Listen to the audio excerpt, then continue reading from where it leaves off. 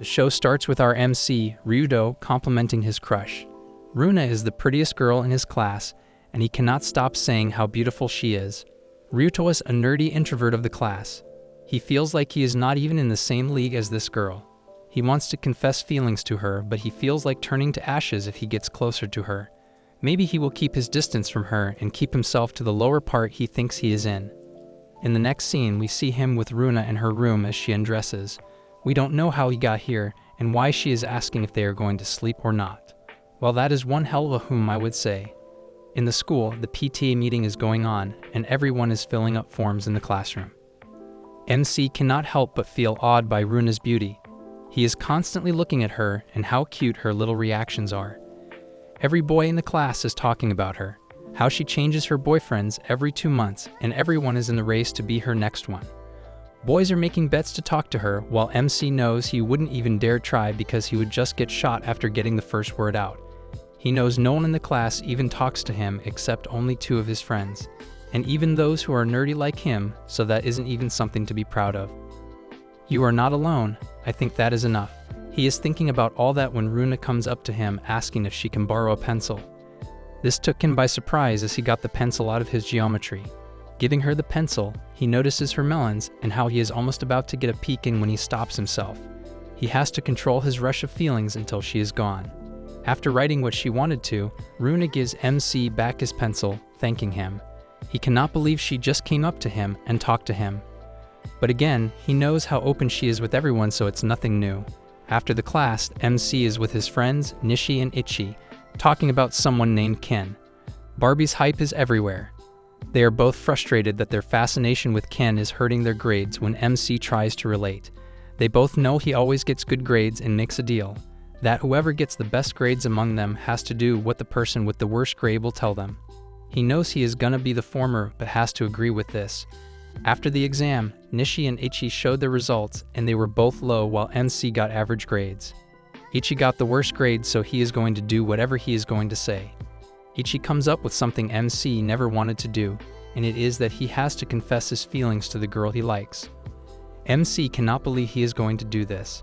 He tries to sway them away from this thought, telling them he doesn't even like anyone when he remembers Runa suddenly. After seeing him freeze a bit, his friends know he has someone. Ah, busted my friend. He has to do it now. After school, he is waiting for Runa outside the school while Ichi and Nishi are secretly watching him dwell on this horror of his. MC doesn't want to do this, but his friends are pretty important to him, so he is doing this just for them. MC has put a note in Runa's locker so that she will know where to come so they can talk. He gets the feeling that she is not coming, but suddenly, he sees her coming right here. This gets his heart pumping, and he cannot believe he is going to talk to her finally. She asks if this is him, showing him the note. He said he wanted to talk about something, and Runa wanted to hear it. MC is all shy and cannot even get a word out when Runa notices it. She wants him to loosen up as they are both classmates. In his mind, MC is structuring his sentences like what he is going to say when he realizes how screwed he is. He knows he is going to get rejected, but maybe this is good for him. He wants her to reject him so he can get his head straight. He tells her that he likes her, but Runa doesn't just reject him. He tells her how cute she is and wants to go out with her. He is expecting to know when Runa agrees with this. These anime characters are so lucky and not so real in these situations. She agrees to go out with him and wants to know what they are going to do now. As they are dating now, she wants to walk home together. Nishi and Ichi are left shocked. Walking home, MC is constantly wondering if this is a dream or not. How can he walk with all the girls? She asks how to pronounce his name and actually likes his name, Ryudo. MC is getting way too happy with this. He knows how all of this ends with a dump. He knows she is just easing him, and he is going to get dumped anytime now. But that is not the case as it seems. He asks why she agreed to go out with him because he knows she didn't even know he existed. She doesn't even know anything about him.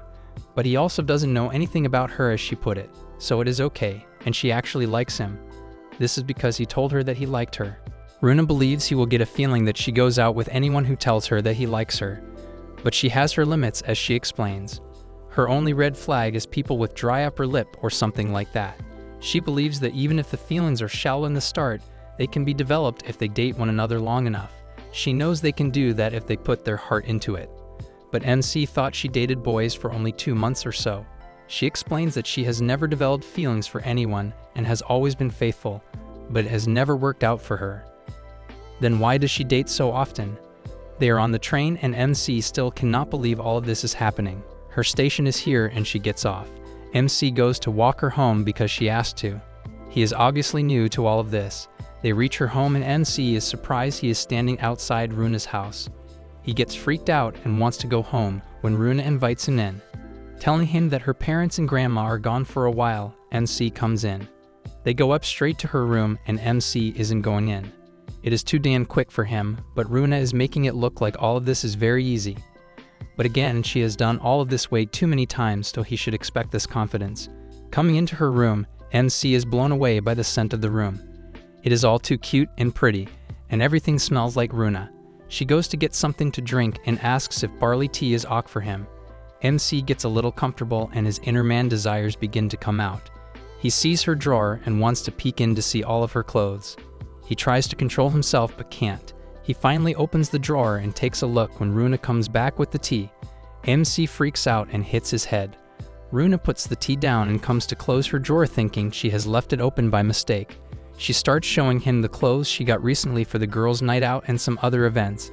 MC is just staring at her and how cute she is with the little things she likes. They have their tea and Runa sits on her bed. Inviting MC to sit right next to her on the bed, MC is shocked. He cannot believe he is going to sit right next to the prettiest girl of his class. Seeing him stare at her like that, Runa gets the feeling that he wants to sleep with her. She realizes this and starts undressing thinking she is going to do anything her boyfriend wants. She asks if he wants to take a shower first or not, but MC does not have words to utter. He cannot believe she is offering things like these. He asks what she is doing when Runa feels very confused. She thought they were going to do it right now, but MC doesn't want it like this. But MC suddenly realizes all about her. Runa explains that she thought boyfriends only wanted to do it, and it was like a duty to her. That if she didn't sleep with them, they would run off to some other girls.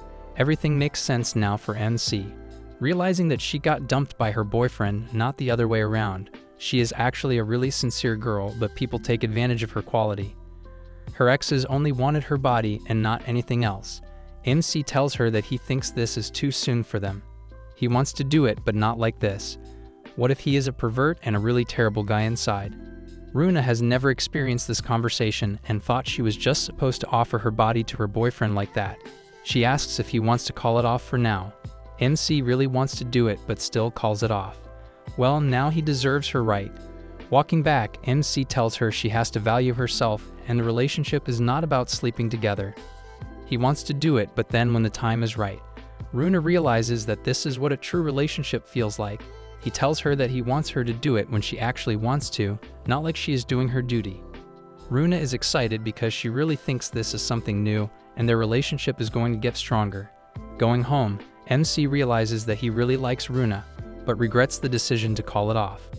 The next day, Ryuto again can't believe that he is now dating Shirakawa as he enters the school. However, it bothers Ryuto the fact that he is still a boring nerd who somehow got lucky. Ryuto then receives a text message from Runa who tells him that she overslept today and therefore she might skip school today. As a professional introvert, Ryuto hesitates because the boy doesn't know how to respond.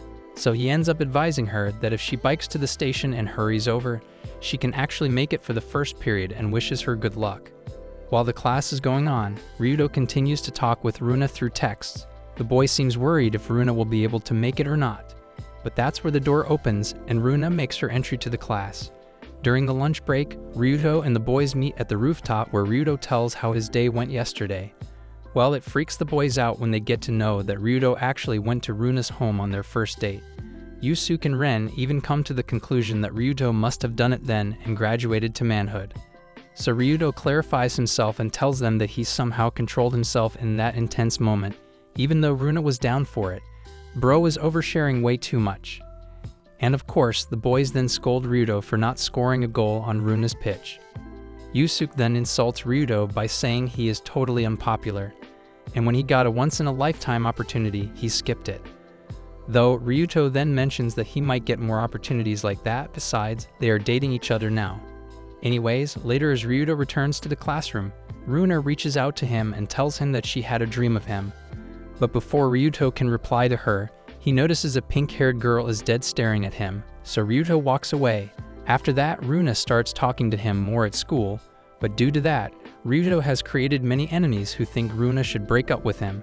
Upon asking, Runa reveals that she has told Nicole, the pink-haired girl, about her relationship with Ryuto since they are best friends. Well, that's fair because Ryuto also told about his relationship to two of his mates. What bothers Ryuto are the looks everyone is giving him. Therefore, he wants Runa to stop talking with him at school and keep their relationship secret. Though Runa doesn't mind that, but she wants a specific time when she would talk to her guy. Therefore, Ryuto suggests they should meet on weekends, and so on Saturday the couple decides to go on a date. Hence, we later see Ryuto exaggerating about where he should take Runa out. While the boy is thinking about her, Runa makes a video call and asks Ryuto where he is taking her. With so much pressure, Ryuto ends up suggesting to go for a movie. But since Ryuto's purpose for a date is to know more about Runa, therefore the girl cancels the movie plan and tells him that she'll host the date tomorrow. And so, the very next day, the couple goes to a mall and goes shopping. Seeing Runa in casual clothes confirms for Ryuto that she is a gyro. Even the girls around the shop can't stop admiring Runa's beauty and believe she might be a model for gyro. Basically, gyro is a term used for natural beauty that includes one's own culture and clothing. After tiring out Ryuto on shopping, the couple finally sits down and has a drink. However, Runa gets the hint that Ryuto isn't enjoying this date pretty much, because she could see the fact that the boy wasn't paying attention to anything in the store. So Ari's boy then flatters Runa by saying that his eyes were completely on her this whole time. Therefore, he didn't get bored this whole time. He even compliments Runa that she looks cute when she's happy, and that makes him happy as well. Runa then begins to blush and calls Ryuto an unusual one. Meanwhile, Ryuto's feelings for Runa have increased even harder than when he was in her room. There, Runa receives a call from Nicole who asks her if things are going well. So Ryuto starts to wonder if she must have told Runa to not meet him or be careful. And that's why she called to check things up. Later, it freaks Ryuto out when Runa doesn't respond to his text message. Weird thoughts start to kick in Ryuto's mind that Runa must be ghosting him.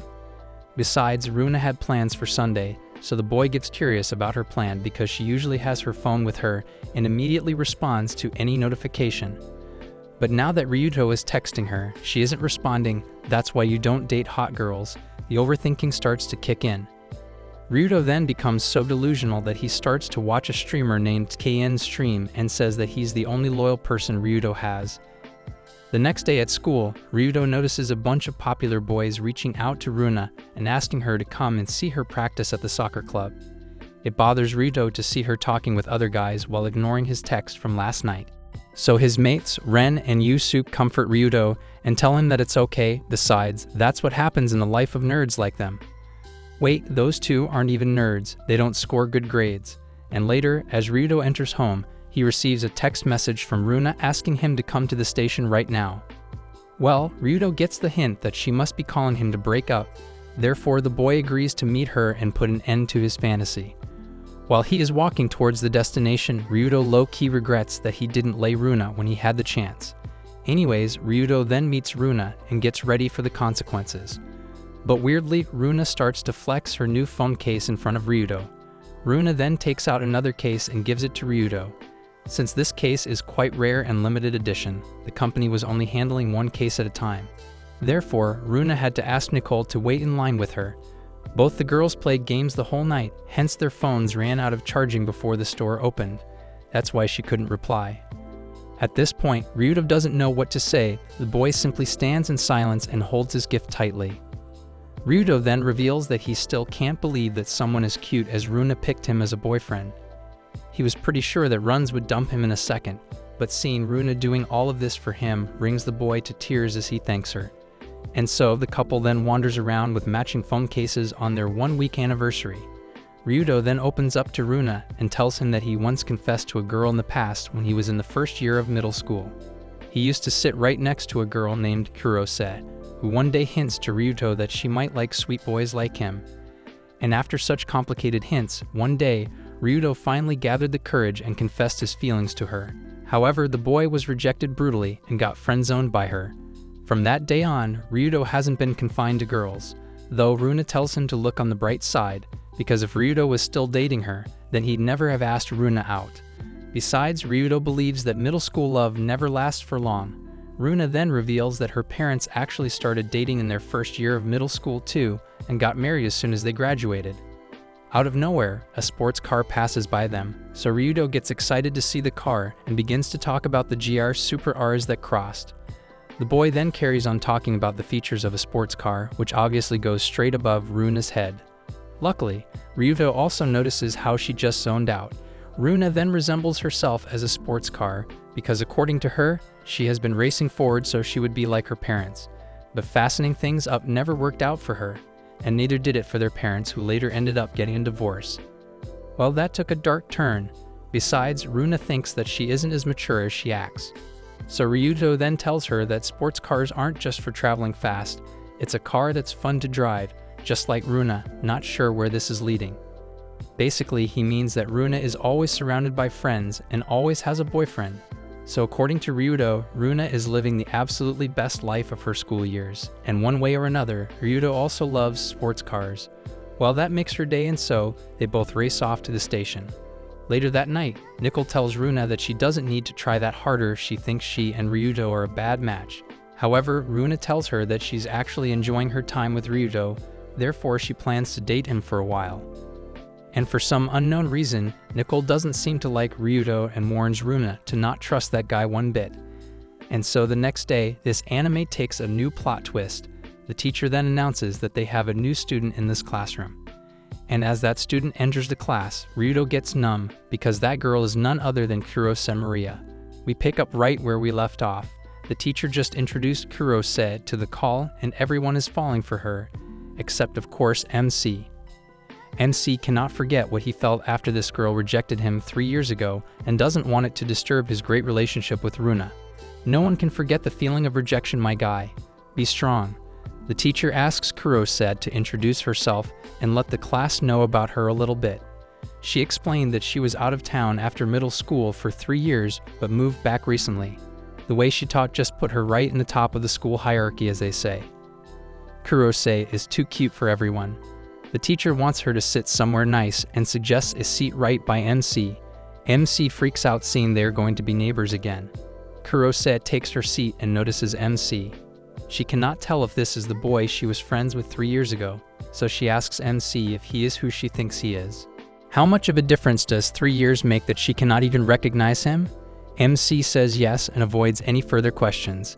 MC knows that this is going to be very difficult from now on, and he isn't going to let any of this get between him and Runa.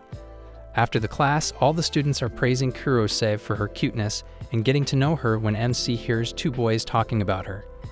They are discussing whether Kurose is cuter than Runa. Hearing this, he knows him getting rejected by her is definitely going to be out, so he needs to stay away from her as much as he can. MC takes off and leaves the class but gets stopped by Nicole. Seeing Nicole all angry, MC freaks out and asks if she needs anything. Nicole wants him for something and takes him to a burger cafe nearby. Sitting there, Nicole is enjoying her fries while MC is just waiting for her to talk. He doesn't even have a clue what this is about, but he knows it is going to be something bad for sure. MC asks what this is, but Nicole says that she wants to eat her fries warm, so he has to let her eat fries first, then they will talk. MC goes for a sip of drink but gets interrupted again by Nicole. She wonders if he knows about Runa's birthday coming up. Busted. Run, my dude, he won't. This pisses off Nicole as she tells him that it is the coming Sunday. She is angry, wondering if he's even serious with her or not. MC is but never catches her birthday. Nicole tells him that he is going to celebrate it. He agrees and Nicole is about to leave. She was here just to tell him that when Runa wasn't around. Nicole is leaving when Mick stops her to ask what are the things Runa likes. Nicole is confused as to why he can ask her himself, so why is he asking her? The thing is, MC was the one who got surprised last week, and this is his time to surprise Runa.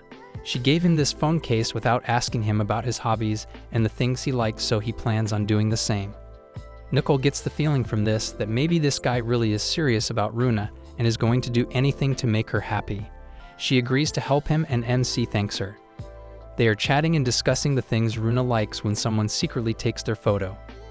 The next day, MC is at the station heading to the school where Runa is waiting for him. This shocked him as he didn't expect to meet her there. Runa looks very happy, but is kind of confused when she shows MC her friend's group chat. It was Runa's friend that took the photo and sent it to the group chat saying that Nicole went out with this dorky guy. Runa wants to know what this is about. The girl is jealous. Jude, tell her the truth. MC knows he cannot get past this without telling her the real thing, so he asks if she's free this Sunday or not. This took her by surprise and MC is happy knowing that she is. MC wants to celebrate her birthday with her on Sunday. Telling that Nicole told him about her birthday, MC apologizes for not knowing it. Runa doesn't care about that stuff. The thought of someone caring enough that they want to celebrate your birthday is enough for her. The plan is done and Runa goes to school. MC is ready for this weekend as he is going to craft a perfect date for Runa's birthday. Sunday is here and Runa and MC are on their date in Harajuku. Yeah, that is someplace popular in their city. Don't ask me about it. Runa is happy out of her mind and MC is happy that Nicole told him this thing and it really worked. Nicole told him that Runa loves Harajuku and goes crazy whenever they go there. She also told him that she loves bubble tea and would drink a lot without knowing it. Now that MC knows this, MC takes her to a cafe and orders a bubble tea for her. Runa loves the tea and this makes MC very happy. MC went out on a limb and tried every bubble tea in the city. He tried a lot of them and started explaining how this one has a different flavor than some that he drank this week. Once again, he goes on a rant about this like a nerd which zones out Runa. Noticing that Runa is left wandering the time and space itself, MC freaks for her before. She never got someone who would take his time out of his routine to make sure she liked something. Runa feels loved and thinks they are on the right track.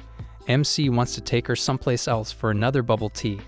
This date kind of changes into a bubble tea date now that they are roaming around the town drinking different bubble teas. Runa is filled with all the bubble tea when they stop to get another one.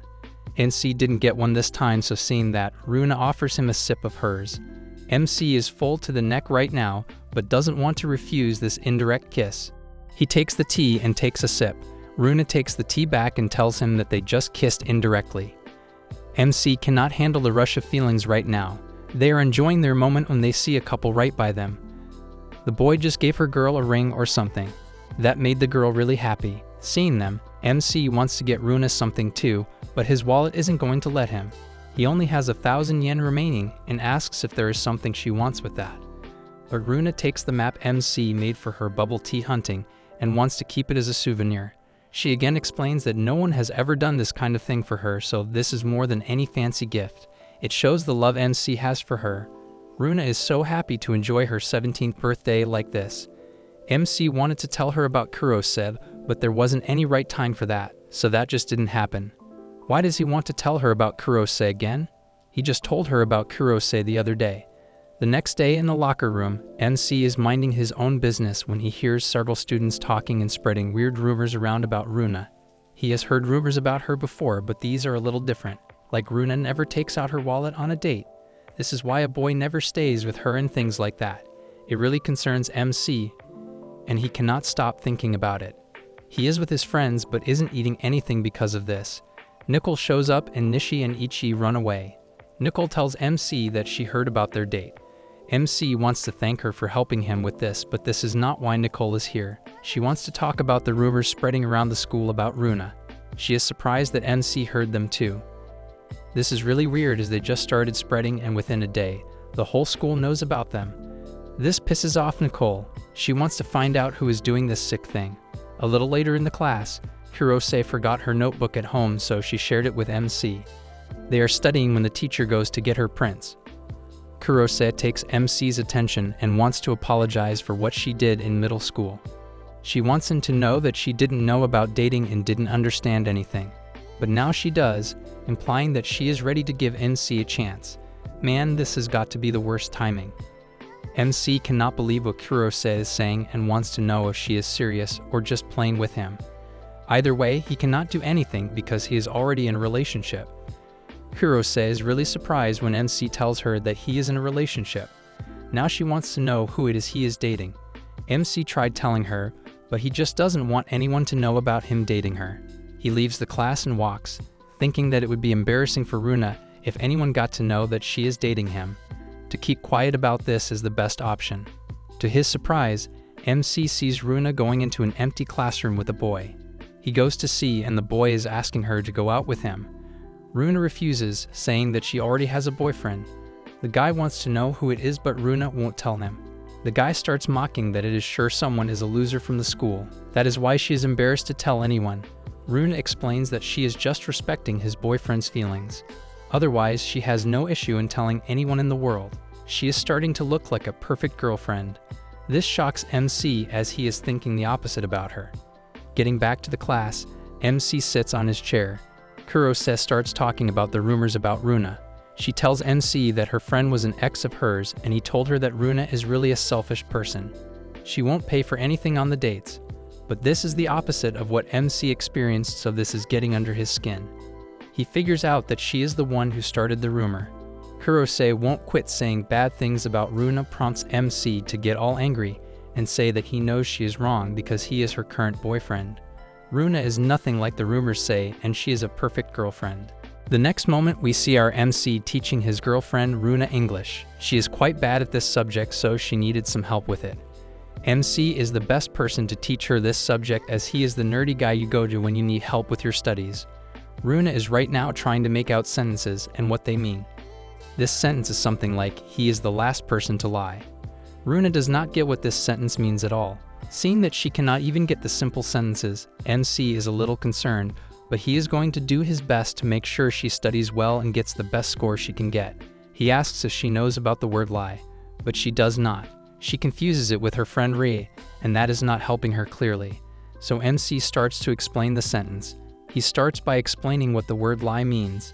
He tells her that lying means to be a dishonest person. When you tell a lie, it means that you are being dishonest. She still does not get it, and MC has to use an example to make it out for her. He tells her that if all the people on the earth were liars, he would be the last person who was going to lie to you. Still, Runa is a little confused, but MC tells her that it just basically means that he is an honest person. Runa now understands what this sentence means and tells him that this is him. He is the honest person he is talking about because if all the boyfriends in the world started cheating on their girlfriends, he would be the last to do so, and she is sure about it. This touches his heart and he cannot think straight because of what Runa just said. Well, that is one way to understand English. MC gets himself together and goes on to teach her some more sentences. Their exam for the subject is today, so she has to get everything by then. After a little while, they are headed home when on the way, Runa strikes up a conversation and asks MC if he knows what is going to be this Saturday.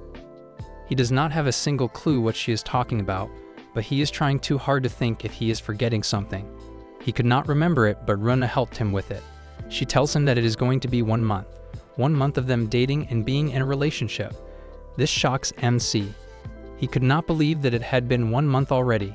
He does not know how to react to this, but Runa doesn't need a reaction. She just wants to celebrate this happy occasion, and for that, she suggests that they should go to the beach together and spend a night there. Hearing this blows a nice smooth breeze through MC's mind, as he could not have thought of something better than this. He can imagine how beautiful Runa would look in the swimsuit, and he cannot wait to witness that. He agrees and it is set. They are going to the beach for their 1 month anniversary. The next day, they get the result for their English exam and Runa cannot contain her happiness. She passed the exam and she feels like this is the best thing that could have happened to her. And this happened because of MC and no one else. MC does not want to take the credit and tells her that she also worked hard for it. He just helped her. Runa feels like this just made her 1 month anniversary even better, and she is going to fully enjoy the day now. They are chatting like this for a while, and we see Maria in the front seat in the class, just looking at them. This girl is surely regretting as to why she rejected this boy that time. Runa got just the passing marks and wants to know what MC scored. He got almost 90 marks, and Runa cannot help but feel like that MC is a god. He is like a god among gods, and he is really talented. After the class, MC is with his friends and they got scores that are just mediocre, but they are happy that they have managed to score higher than before. Seeing them happy makes our MC happy. MC comes out of the class after a while when Maria stops him to ask something. She wants to know if he would be willing to help her in her studies as well. She wants to learn English very badly, and she knows that he is the best person to go to for this subject. MC tries to tell her that he just promised Runa for that and no one else, but Maria does not listen. She keeps on saying that she would also need his help with mathematics, as she is also very bad at that.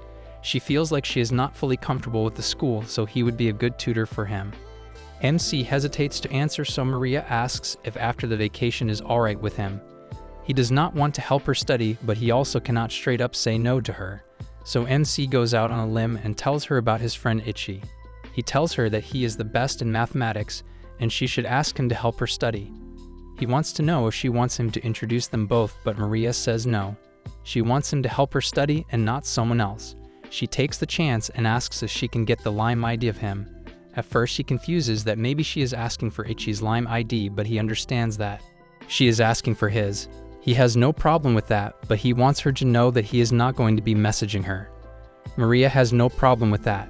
We see Maria pull the phone out and bring it up to her chest in a position as she is taking a picture of MC secretly. What is this girl up to? If she wants to get together with him, she should know that he is not single. The day of the beach is here and our MC is walking to the station where he is going to meet Runa. There he is waiting for Runa when he gets a message from Maria saying that he should come to help her study on the 23rd. He lets her know that he is not free on that day as he has summer school. So Maria asks about when he is going to be free so they can set a date on MC's wish. MC is about to respond when Runa arrives. MC looks at her and is blown away by how cute she looks. She is very excited to be spending this day with her boyfriend. She is ready to have the best 1-month anniversary she ever had. They reach the beach and going in, Runa is acting like a child. MC takes off his shirt and is kind of nervous looking at everyone, being so casual about this. He is waiting for Runa when she shows up in a cool and beautiful bikini that looks so good on her. MC should compliment her. She asks him about the suit she is wearing, but our MC is spacing out right now thinking how lucky he is to have a goddess as her girlfriend. He cannot believe that his girlfriend is so beautiful and is right now wearing a swimsuit that would make models look like regular people.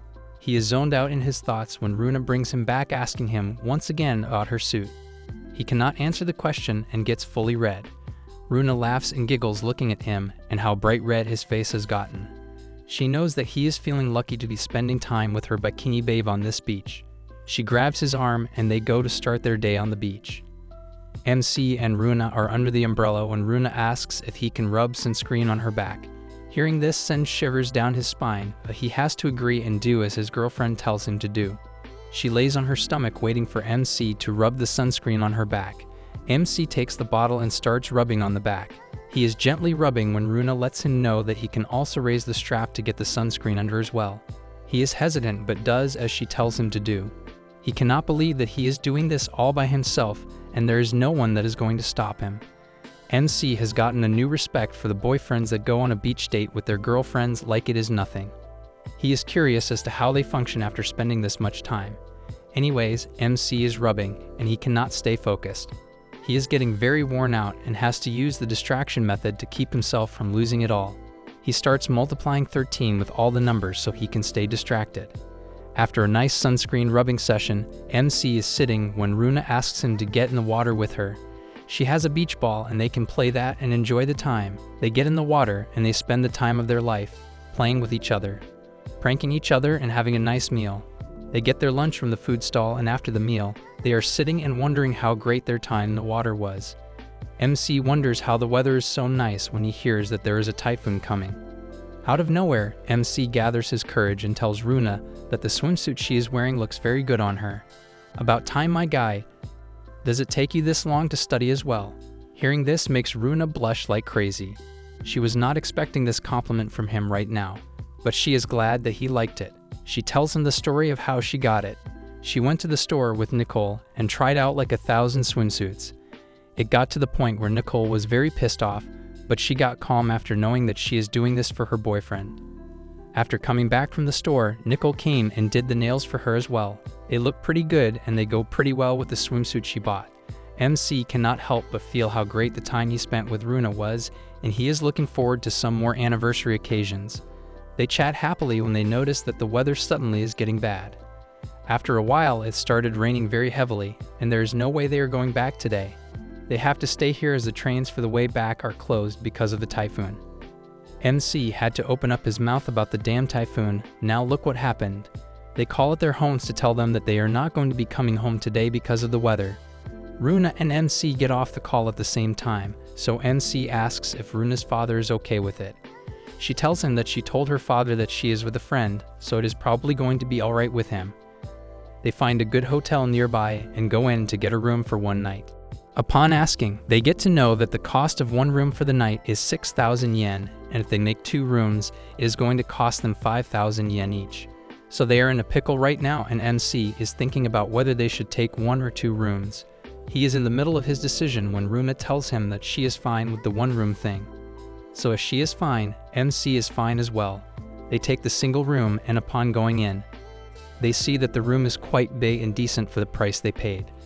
MC goes in, and she tells Runa that she should take the bath as he has already taken one. She should be cold, so she should go in and get over with it right now. MC wishes, so Runa goes in to take the bath. Outside, MC is losing it right in the middle of the room, thinking about the situation he is in. He cannot believe that he is going to spend a night with Runa in the same room. He has to find out what she meant when she said that she is fine. MC is very curious as to what she meant by that. Is that she is fine because of it, or she is fine for spending the night and getting over it? The guy is losing it over nothing. He is on the floor, freaking out over the fact that Runa is right now in the bath, and he is outside, and there is no one else with them here. Maybe she is planning on doing it here right now, or she is not. MC has to be ready for everything. With nothing in mind, MC starts doing sit-ups like crazy. He is doing the sit-ups when Runa comes out of the bath. Noticing him doing the sit-ups, Runa gets excited and wants to feel his stomach if he has a shredded one or not. She comes closer to him to check, but MC does not let her. This sends a weird signal to her, and Runa apologizes for doing what she did. But our MC still has no idea what she meant by this sorry she just did. He gets up and goes to take a bath now. In the bath, MC wonders about the sorry she did. He cannot put a finger on what that was. Was that sorry for making you uncomfortable, and was that sorry for leading you in because I don't want to do it tonight with you? This guy is a hell of an overthinker. How is he not depressed? After the bath, MC sits on the table with Runa. The news is that the weather is going to be fine tomorrow, so they can get back home the next day. Runa is pretty happy about it, but what worries our MC is what he just noticed in the room. There are 2 sleeping beds, and they are right by each other. He knows what is up and what is going to go down tonight. Runa gives him some tea to drink, and the time goes by, so now they are about to go to sleep. They go to sleep, and MC is in his bed while Runa is in hers. MC turns to look at Runa, and she is staring at him. She cannot sleep and asks MC if he cannot either. Saying this, she asks if he wants to do it or not. So our MC was right. MC does not know how to respond to this, and he just looks at Runa for a hot minute. Runa tells him that she is ready to do it with him. She was getting ready and was ready to do it when she felt like it. But she knows that she cannot just make him wait that long. MC is happy from the inside, but also wants to know that Runa is totally on board with this. So he asks if she is doing this for him, or she actually wants to do it. Runa does like him a lot and wants to be closer to him all the time. Runa explains her feelings quite in detail here. She tells MC that the first time they were close to each other on the boat is actually the first time she actually wanted to kiss someone, so she kissed him, and that was the best feeling for her. Like that, she knows that she is just going to like him more and more, and she would want to feel him more closely as they get more deep into the relationship. This makes sense for MC, and he understands. Runa feels like she is still not 100% ready, but she knows that she is quite there. Hearing this, MC knows that he cannot let her do this forcefully. So he tells her that they are going to be sleeping tonight and will do it when she is truly ready for him. This makes Runa's heart melt. She wonders why it is that he is so nice to him, but it is clear he likes her a lot. She has one selfish request to ask from MC though. She wants him to hold and hug her, like for real. MC agrees and gets up. He holds her close and hugs her tightly. This is the first time they are hugging, and the feeling is something. MC has not felt this way ever before. He cannot help but notice the sweet smell of Runa. He wants to hug her like this every time and never let her go, but he has to. Runa goes to sleep holding hands with MC. We see Maria in her room, looking at the chat with MC. He still has not responded to the text she sent that day. She wonders why it is that she is not the one with MC. Why can't she be like Runa? The girl got some ideas and I don't like it. The next day, they are back and MC drops Runa off at her house. She leaves saying that they are going to spend the second month like they did the first, maybe even better. MC is ready for it as well. Heading home, MC is very sleepy because he didn't get a single minute of sleep last night. He kept looking at Runa in her sleep. On the way, Nickel finds MC going back home, but she wants to talk about something. She takes him into her work restaurant and asks him how the anniversary went. She is actually worried and tells MC that the second month for Runa is very heavy as she always gets dumped in the second month. She wants to know if MC is able to keep her and give her every kind of happiness. MC is up for it and promises that he will never let her down and will always be by her side. Nickel is happy and lets her go. On the way back, MC gets a call from Maria, but it is Runa on the other side. She wants him to come to school right now because of some emergency. MC goes to the school as everyone is leaving. Going to the sports room, he finds Runa in the dark, but we see that it is not Runa, but Maria disguised as Runa while Runa is at home. Luna called MC to come to the school in the evening for something important. MC arrives at the school and Luna guides him to the sports room, where it is just the two of them. They find themselves alone in a vacant room, with the entire school empty as if it were in the desert. How can they manage to do this without alerting security? Or is this allowed for the students in Japan? The air is absolutely tense, and Luna looks very serious when she tells MC that she wants to sleep with him. I mean, why would he even say no to her? He would be a fool to do so. All of a sudden, MC is unable to figure out what has gotten into her, as this is not her usual way of talking. He gets the feeling that she is forcing the point of having it with him. She wants to do it with MC, and by saying this, Luna clings on to MC instantly, hugging him tightly. MC gives up the urge to resist and hugs her back with a warm emotion from his heart, but something is wrong. He just doesn't feel right hugging Luna for some reason, and this is a matter of concern. The hug does not feel like it comes from Luna. It feels really strange. The feeling is quite concerning, and MC cannot handle this anymore and decides to get away from what he is feeling. He pushes Luna away from himself and strangely stares at her with a piercing gaze. Oops, someone's disguise is about to fall off. After staring at her for a while, MC finds himself in absolute shock because he figured out something by his stare. He figures out that this person is not Luna. What? Talking to her didn't give him that. I would advise my girl bestie to leave such a boyfriend. Luna looks at MC as if she lost. She obviously knows that there is no point in pretending anymore and tells him the truth. She is not Luna.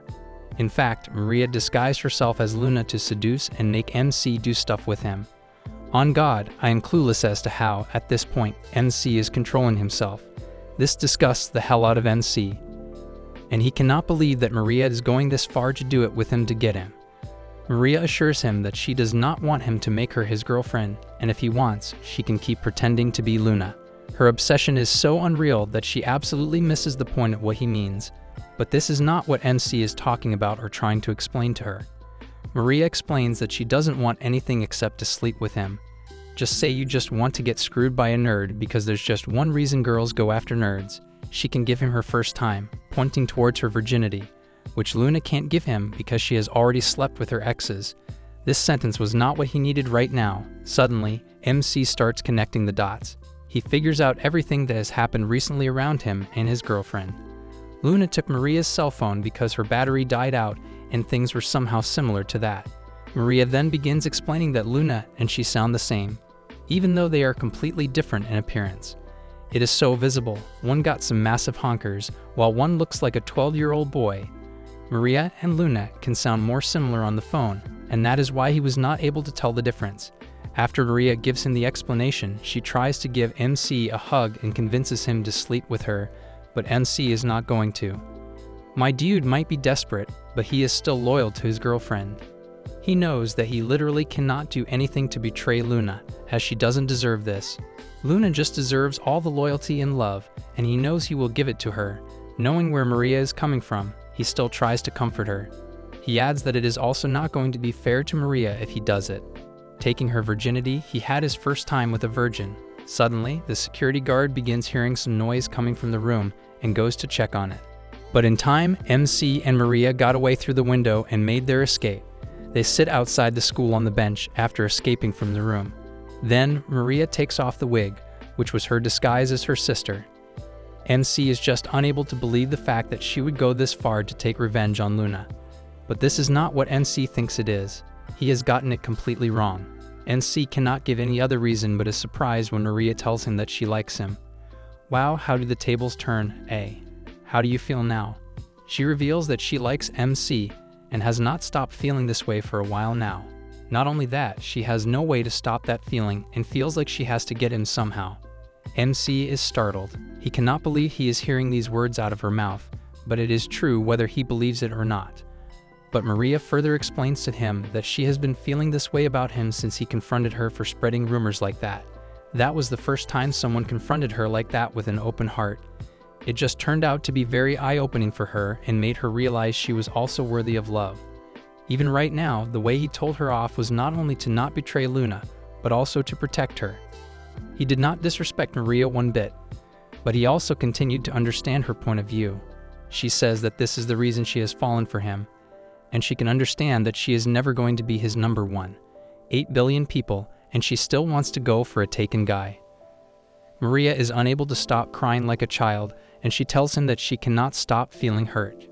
She wants him to accept her, but that is never going to happen in this life. Yeah, nobody picks a flat chest over huge melons. MC can't process the situation and does not know how to react to all of this. The situation is super hectic too. Your first love wants you back and is trying everything to do it. Maria then shares that she is feeling hurt right now. Now she completely understands how he felt at that time when she rejected him. Well, this is the first time she has fallen for someone too, and no wonder she got rejected. Saying this, Maria gets close to MC and holds his arm, keeping her head on his shoulder. She then says to him that she just wants to stay like this for a while, and she will go home without saying anything. He feels like he owes her this, and then MC lets her do this, and she does exactly as she said and goes home without a word. Following the very next day at school, MC stands in front of his locker and ponders what happened yesterday. Further, he thinks about how Maria went home without a word last night. The trail of his thoughts is unable to stop as he seems concerned about her. He doesn't know if he should hide it more, but maybe this is the time MC should tell Luna that Maria is the girl he proposed to in middle school and got rejected by her.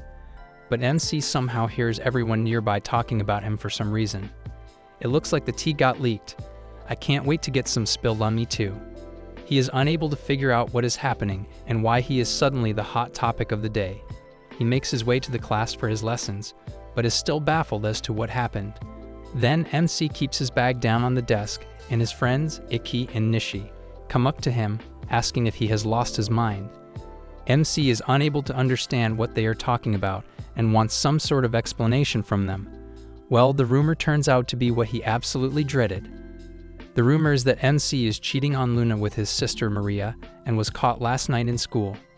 Another way of saying my Rees is lower than a nerd's. Not just that, they have some proof too. Saying this, his friends showed him the picture of him and Maria last night sitting on the bench. Very close to each other. Gossip Girl Japanese version. I can't wait to enjoy it further. He jumps out of his pants as this freaks him out, and he tries to tell them that this is not what they think it is. Maria enters the classroom right then and sits on her chair, but everyone is looking at her. The pick-me got picked. As the lesson ends, MC goes to Maria. MC calls Maria and asks her about the picture and if she knows who did this. His relationship and reputation are both pretty much sabotaged by that. Maria felt like she was being accused of this rumor and was held accountable. But Maria assures him that it is not her who did this and that she has no idea. This is very bad. Just seeing it is making me sweat like hell. Well, what comes next is what usually happens after every cheating story. She says she feels really betrayed and starts crying with tears rolling down her cheeks. Luna further says that she cannot take this anymore and it is getting out of her hand. Saying this, Luna runs away crying, but Nickel is hell mad at MC for doing this. Luna never deserved this treatment in the first place. Luna looks like she could use a male best friend right now. She slaps him really hard and calls him a piece of crap before leaving as well. After creating a mess, Maria left as well, and MC is standing all alone now. The summer vacation is just around the corner too.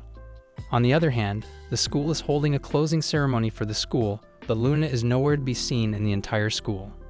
Even after the ceremony reached its end, Luna is still nowhere to be seen. She did not come to the class where MC was waiting for her to explain everything to her and fix everything again. After a while, the vacation started, and MC started his sad and lonely vacation without his girlfriend Luna. Maria successfully managed to ruin things.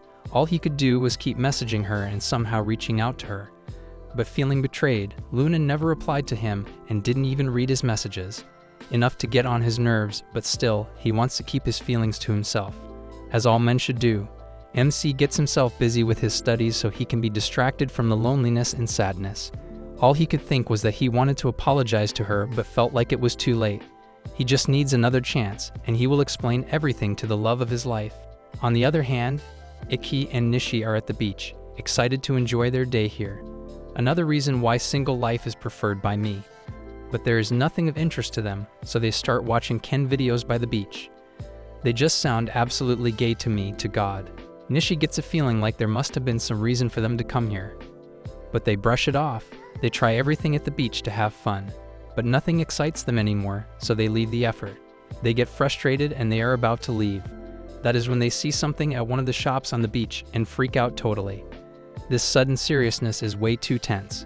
Meanwhile, in the class, MC is studying to just ignore the heck out of his feelings when he gets a text and a photo from Nishi. Well, as expected, the picture is of Luna with some other dude, and Nishi tells him that his girlfriend is cheating on him. MC literally gets frustrated, and seeing this, he leaves the class and hurries and runs towards the beach in an instant. He takes the train, reaches the beach, and finds a shop right away. Girls, if he wanted to, he would. He knows that the shop is called Luna Marine, and she is there with this dude and her friend Nicole. Hurriedly, MC runs to the shop and sees Luna and Nicole taking pictures in their swimsuits, looking absolutely hot. Well, someone is about to get super jealous. As MC watches as Luna grabs this new guy by the arm, closer to her, she tells Nicole to click a picture of her with this dude. The dude looks pretty chill, to be honest, and he tells her that it should be one as there is still some work for him to do.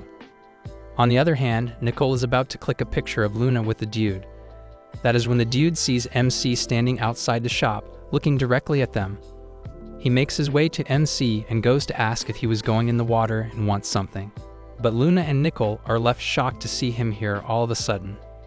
They wonder what he is doing here out of the blue. MC calls Luna and tells her that he wants to tell her something even though the time is gone. It's still not too late to fix everything. The guy feels the tension between them and figures out that MC is the boyfriend Luna was talking about. He feels like MC would be tired of coming all the way out here, so he should rest. Well, he turns out to be a nice guy. Then he remembers that he had forgotten the introduction part, so the guy takes out his business card and gives it to MC. His name is Mao, and he turns out to be Luna's uncle, not her new boyfriend. Well, that was not what I was expecting. To release tension, he takes MC inside the shop, and Mao makes Luna and MC some lemonade while they are sitting outside. Nicole wants to know what he is going to talk about, and if she doesn't like that answer, she is going to give him some.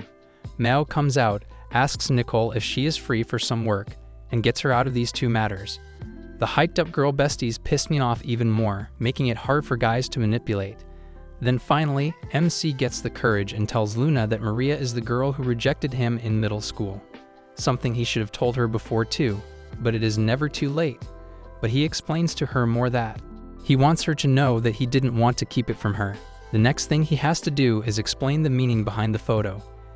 MC cannot get the words out even after coming all the way out here, so he gathers some more strength and tells Luna that what she saw was not what it seemed like. He further explains to Luna that Maria proposed to him that day, but he rejected her right away, telling her that he was with Luna and loved her with all his heart. But she started crying at the rejection, and that is when someone took the picture while he consoled Maria. He wants to apologize for making her worry for no reason, but Luna is not mad at all.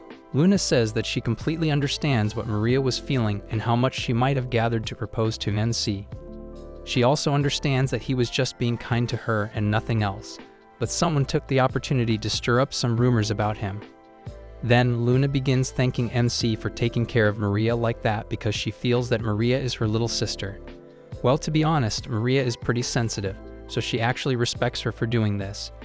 Well, that was even more unexpected. I would punch my boyfriend for breathing near a girl too. Luna explains that she was actually scared of asking MC about all of this and had no courage to ask him that. She feels like she has been very happy since they started dating and thought that there was no way MC would break her trust. So when all of this happened, she was actually scared to make sure if it was true or not, and she did not ask him. And about the messages, her phone broke.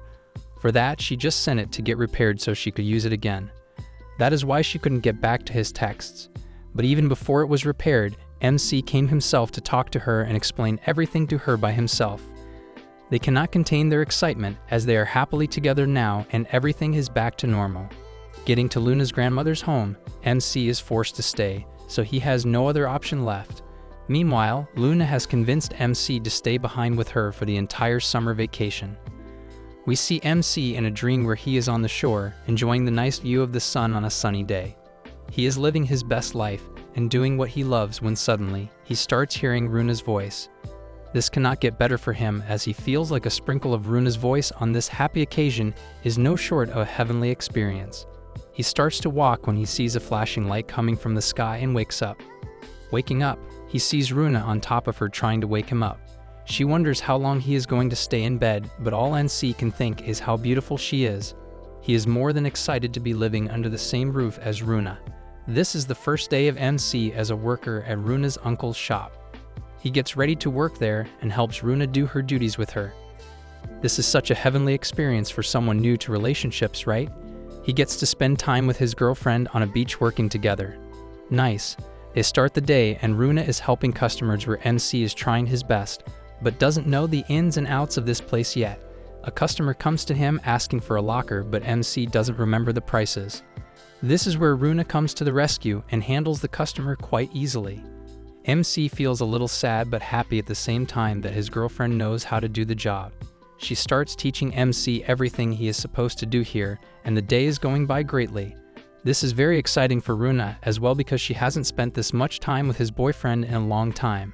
After learning and teaching for some time, MC is doing some chores around the shop when Runa suggests that he take his break to study for some time as his mother has sent his homework stuff to him. He agrees and gets to study. He is going at it and trying to finish the homework as fast as he can when he sees something weird. Two guys come into the shop and start flirting with Runa in front of him. He doesn't know how to respond, but he sure knows that these lads are the popular ones and some obvious players. We can see clearly that even Runa is weirded out by these guys and wants them to go away, but they aren't. MC is thinking of something but nothing comes to mind. He cannot find something while the guys are getting weirder. One of the guys starts asking if Runa is going to pick him or his friend. Runa obviously doesn't respond, but the guys start arguing when the other person calls the first a chicken. The thing is that Mao went to get some supplies and these guys took the chance and came here to hit on Runa. MC has to do something, so he gets up and walks up to them. He asks if they are looking for something from the shop, and this leaves the guys a little surprised. They thought that MC was a customer enjoying the alone time, but he is a part-timer and they sure aren't going to hit on Runa in front of a part-timer. So they decide to leave and leave. They ask Runa if she is going to choose the part-timer or one of them. Runa sees the opportunity and grabs MC, telling them that she is going to choose the part-timer as he is already her boyfriend. This leaves MC happy and proud that Runa can talk about him so openly without any embarrassment. Anyways, Runa and MC sit together when Runa starts complaining about how these weirdos always come to talk to her. But seeing MC study, she starts telling MC that she is very impressed by him because of all his studying. He is always studying even on the beach, and he is going to get admission to a great college for sure. This is a little out there for MC, but he thinks he still has a long way to go for that. Runa explains how everyone has their futures planned out. Like Nicole, for example, she is going to become Nuchrist, and she is already working very hard to save money for the tuition because her mother is a single parent. So she is working here and there to get as much money as she can. And Akira also wants to become a fashion model, so she is working hard for that. MC wonders if Runa has any plans after the graduation, but she doesn't. She feels like she already has achieved her goal for college, and that is to develop mutual feelings with someone she thinks of staying with forever. She has some nice lines. This leaves MC blushing. She adds that she always wanted to live with Mom, Dad, and Maria again someday, but if that doesn't work out, she surely wants to build her own family. She wants to have a home with a lot of kids and a husband she is truly in love with. She truly is a pure person. Suddenly, Runa feels like she is going too overboard with this stuff and apologizes to MC, but MC doesn't mind. He sure does know that Runa has spent a lot of time thinking about her future with him than he thought about his with her. This is not okay for him, and he feels like he should study even harder for the college exams. A little later, MC is taking a shower, thinking about how Runa has thought about the future with him and how truly in love she is with him. Whereas he hasn't even thought about the tomorrow with her. He is wondering this when suddenly, he hears Runa worried outside for some reason. She asks her grandma about potatoes, but she tells her that they are out of them because she made croquette 2 days ago. This messes with Runa as she wants to make something for MC. Grandma asks what she is trying to make when she tells him that she wants to make meat and potatoes for MC. MC is listening to everything she is saying, standing behind when Runa turns to see him. Her surprise is ruined, but still, she tells MC that she wants to make meat and potatoes for him. She is about to go and get some when MC joins her. They are on their way to the market, and reaching the market, they find potatoes. After finding them, they buy some and begin their journey back. On the way back, MC is holding the groceries when Runa sees that and asks if she can carry one. The bags are light, so it is not a problem for him, but Runa expresses that they cannot hold hands if he is carrying both bags. So Runa takes on and they hold hands, walking in love. This anime is so romantic. Yes, something you guys will never experience. They get home and Runa starts to make potatoes and meat. MC wants to help out, so he asks if he can help with something. Runa gives him some carrots to chop, but MC hasn't had a lot of training to cook, so he is finding it difficult. But he manages to chop some when Runa shares how they are now cooking together. They look like a married couple to her, and hearing this shocks MC once again. The cooking is finished and the meat and potatoes are ready. MC gets a taste of them when Runa tells him to, and it is great. Seeing MC's reaction, Runa feels wonderful inside and shares that this is the first time she thinks that dating someone can be this great. However, back at home, Maria comes back from the library and her mom asks if the library is crowded or not. She took her time to come back, so she is a little concerned. Mom starts wondering if Maria wants to go to grandma on the beach this year as well, and she doesn't have a problem. Mom wants to time it this year with the summer festival. She explains that the grandma told her that Runa is also there and a classmate of hers is also living there. Hearing this, Maria is left speechless, and she doesn't have anything to say. She was looking forward to the festival, but now she doesn't want to go. She makes an excuse right on the spot that she has to see a friend from the school that week, so she cannot go. Saying this, Maria comes to her room and locks herself all sad. At the beach, Runa and MC get the news of Maria and Mom not coming this year because of Maria's plans.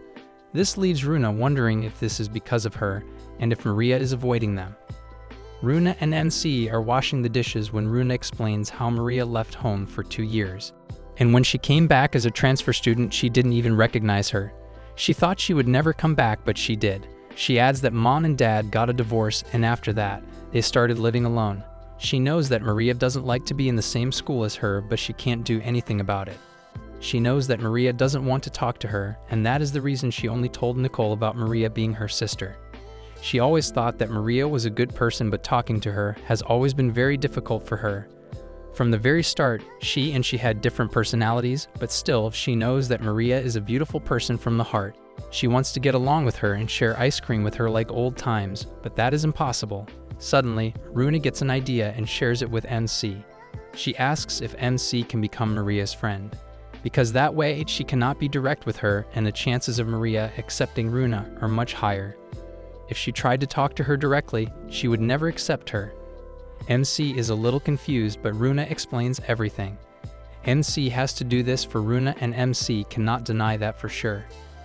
Runa decides that she is going to become Maria's friend first, and maybe next winter she can be direct with her, and then they can get along like old times. This makes Runa very excited, and she calls this plan the friendship mission. Maybe you should talk to MC before naming missions. Mao comes back, and with him, he has brought Runa's phone that came back after being repaired. Runa is excited to get back to social media and talk to her friends. She feels like it is going to be hard to catch up to the trends, and MC thinks that he cannot catch up to them ever. MC watches Runa as she goes through the trends on her phone, thinking how beautiful she is. Runa is ready to make a video for the trend and wants MC to join her in it. They make the video and Runa is very happy. That was very cringy, to be honest, but then again, kind of romantic as well. The next day, MC is working in the shop when Mao comes to him and tells him that it has been 2 weeks of him working here. Saying this, he gives him an envelope. It is his salary, but MC cannot believe it. He doesn't accept it, saying that Mao lets him live free in their house, but Mao is a good person. He explains that because of him, he was able to do a lot of other things and write, as he is also a writer. MC accepts the salary when Mao suggests he get Runa something tonight, as today is their 2-month anniversary. How the hell did he know that? Now MC is off to find something good for Runa, and in the market, he stumbles upon something. After getting it, he gets back home and suddenly he gets a call from Runa asking where he is. He tells her that he just got home, but Runa doesn't want him to open the door right now. After a hot minute, she tells him to open the door and sees Runa and Yukata looking all cute. She asks how she looks, to which MC responds stuttering almost. Runa teases him saying that he had a giant reaction to the swimsuit, which makes him a pair. She is making fun of poor MC's innocence. Now she wants MC to get dressed in a yukata as well so they can go enjoy the festival. At the festival they are catching some fish, but MC cannot catch some. He tries one more time and Runa is rooting for him. After that, they play the ring-a-loop, but MC is bad at that as well. They are enjoying the festival to the fullest and making every memory as they go. MC asks if Runa is hurting at her feet or not in yukata, but she is fine. They are waiting in line for something when Runa sees something and asks MC to keep the line for her. She goes to this ring shop and looks for the ring with a moonstone. But all are sold out and this makes Runa a little sad. She goes back and they continue what they were doing. After doing everything at the festival, they are walking back with Runa eating candied apples when MC asks again if her feet hurt or not. She is fine, but the thing is, this is MC's first time walking with someone in a yukata, so he is a little concerned. MC shares that he always thought that the candied apple was hard to eat, but now that he has tried it, he finds it delicious. He also did a lot of things for the first time today with Runa. He is sharing everything with a happy thought, but for some reason, this is all making Runa a little sad. She stops and MC turns to look at her. She looks pretty sad when Runa explains how she is happy that MC has had a lot of first experiences with her, and that makes her very happy. But the thing that makes her sad is that this is not her first time. She has done the same thing a lot of times before, and that is not okay. She wants this to be her first time with him as well, but it cannot be. She shares that she always thought of marrying the guy she met the first time, but that couldn't happen with her. Saying this, Runa starts crying, and this makes MC very concerned. But he explains, this is her first time as she has never shared these feelings with someone before. Whenever they did something, like have bubble tea, the boat and everything, she did it with him, and that is enough to make him happy, so she doesn't have to be worried about anything. As he tells her that, he takes out something from his pocket and it is a ring of some sort. Runa takes a look at it, and it is the moonstone she wanted back in the festival. MC wants to give this present to her on the occasion of their 2-month anniversary. He knows that this is not enough for what she has done in return, but this is from the bottom of his heart. Runa stops him from saying that and tells him that this is more than enough and she loves it. He wanted to get something like her birthstone, but this made him think about her. She wears the ring and it looks very beautiful on her hands. MC wants Runa to know that he plans on doing a lot of different things together, so they have a lot of new experiences together. Runa agrees and wants to try a ton of different things. Runa raises her hand to see how beautiful the ring is when the fireworks start exploding in the sky all of a sudden. They both got the VIP seats for this, and the view is amazing. Runa gets closer to MC and holds his arm, asking if she can do this till the fireworks end. She can do that, and Runa shares that the urge to be closer to someone develops when you actually like them.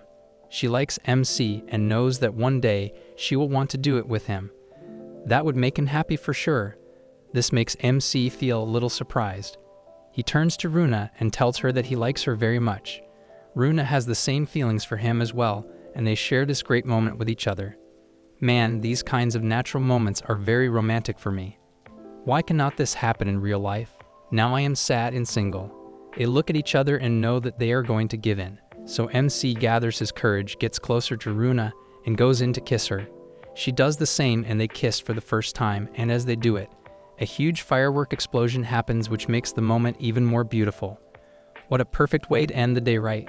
Talking to her friends, Akari and Nikoru, Luna says that she completely forgot about the seat change and sat in her previous seat. Jokingly, Akari says to Nikoru that she is jealous of her, as her new seat is almost as close as the old seat. Akari says sarcastically that it is her luck and shouldn't be belittled. Luna notices her sister, Maria, sitting alone, so she goes to her, but as soon as Luna goes near Maria, she runs away. Meanwhile, Ryudo entering the classroom notices this and wonders that Luna and Maria are struggling to make their mission of being friends successful. Later on, Ryuto tells his friends about it, to which they taunt him, sounding like heartbroken virgins because their friend got a hot girlfriend. Ichi and Nishi say that, like every summer, they will be spending their summer watching game streams and nothing else. Because that is how introverts spend their summers, Nishu taunts Ryoju, making a jealous face. But being their savior friend, Ryuto asks what Ichi and Nishi are doing the upcoming Saturday and if they have any plans. Ichi and Nishi, both confused, asking why, to which Ryoju replied that he was thinking of doing something new, playing airsoft with Luna. Now it starts falling into the right places. Ryoju wants Ichi and Nishi to play airsoft with Akari and Nikoru while he plays with Luna. I always needed a friend like Ryoju to hook someone up with me. Well, the virgins are having their luck being good. On Saturday, as the boys are preparing to start the airsoft game, the girls show up with incredibly hot outfits. Luna, Akari, and Nikoru start taking pictures while Ichi, Nishi, and Ryoju watch them, and Ichi says they smell good. Well, virgins do pass the creepiest remarks, that is for sure. Ryoju wonders what the girls are talking about, while the girls were literally just talking about how slay the pictures were. But he approaches Luna and says to cover up her front of the dress as her honkers look bouncy.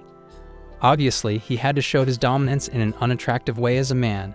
Covering up, Ryoju says it is unsafe to show your skin during the game. Then suddenly, Akari goes to Nishi and says to him that he was in the same grade as her last year. Further, she asks him what grade he is in. Having had no female interaction before in his life, Nishi falls into Ichi's arms, saying that it is amazing to hear a girl call his name twice. Ichi says he understands it, since he is the same as Nishi. A geek with no female interaction, Nikoru comes up and says they look low-spirited today. They both exclaim as Nikoru comes near them and calls her the devil girl. Nikoru says she has heard that they both are good at these kinds of games, so she is going to count on them.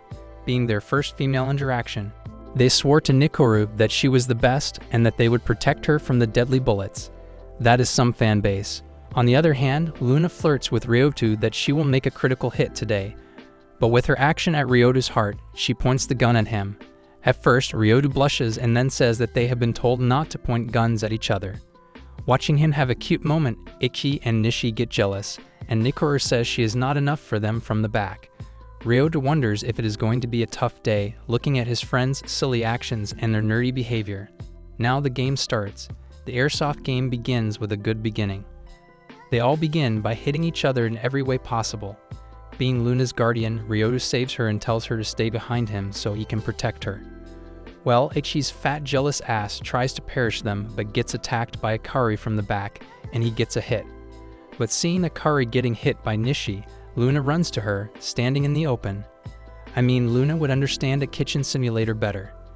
Trying to defend Luna and Akari, Ryoju tells them to hide and faces the devil girl, Nikoru, who begins hitting him. Eventually, Ryoju and Akari get hit too. It is just Luna and Nikoru left. With a lot of spirit, Luna says she won't lose, at least for Ryoju she can't. Then an intense match between the two of them starts with hitting and dodging the bullets. But after some time, Nikoru gets hit by Luna and loses, and Luna wins the airsoft game. Later on, after the game, Ichi and Nishi think about how they could lose against some normies. It is always the guys with no life calling others normies. Then Luna approaches Ryoju and apologizes that he got hit protecting her. Ryoju says it would have been cooler if he had retaliated, but Luna says he was already pretty cool back there.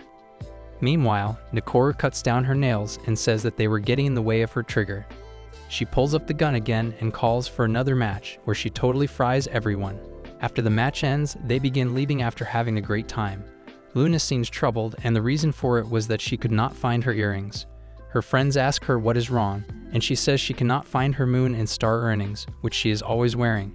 It seems precious to Luna, to which Nikoru says don't wear it to school or else they will confiscate it. After looking in her bag properly, Luna finds it and wears it. Ryoju wonders that even if he is not a big fan of fashion, he knows that Luna cares about this earring too much. So why is it only one earring and not a pair?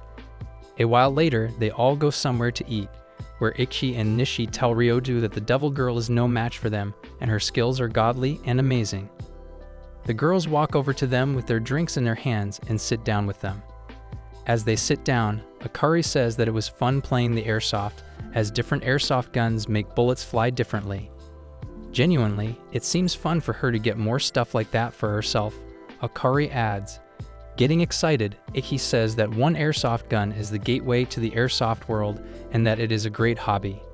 And oh boy, with that said, Ikki begins talking non-stop about his love for the airsoft world. Ryoto thought he was going to creep out of Akari, but Akari seems to enjoy all of that stuff, which comes as a shock. But Akari says she is too broke to get another hobby.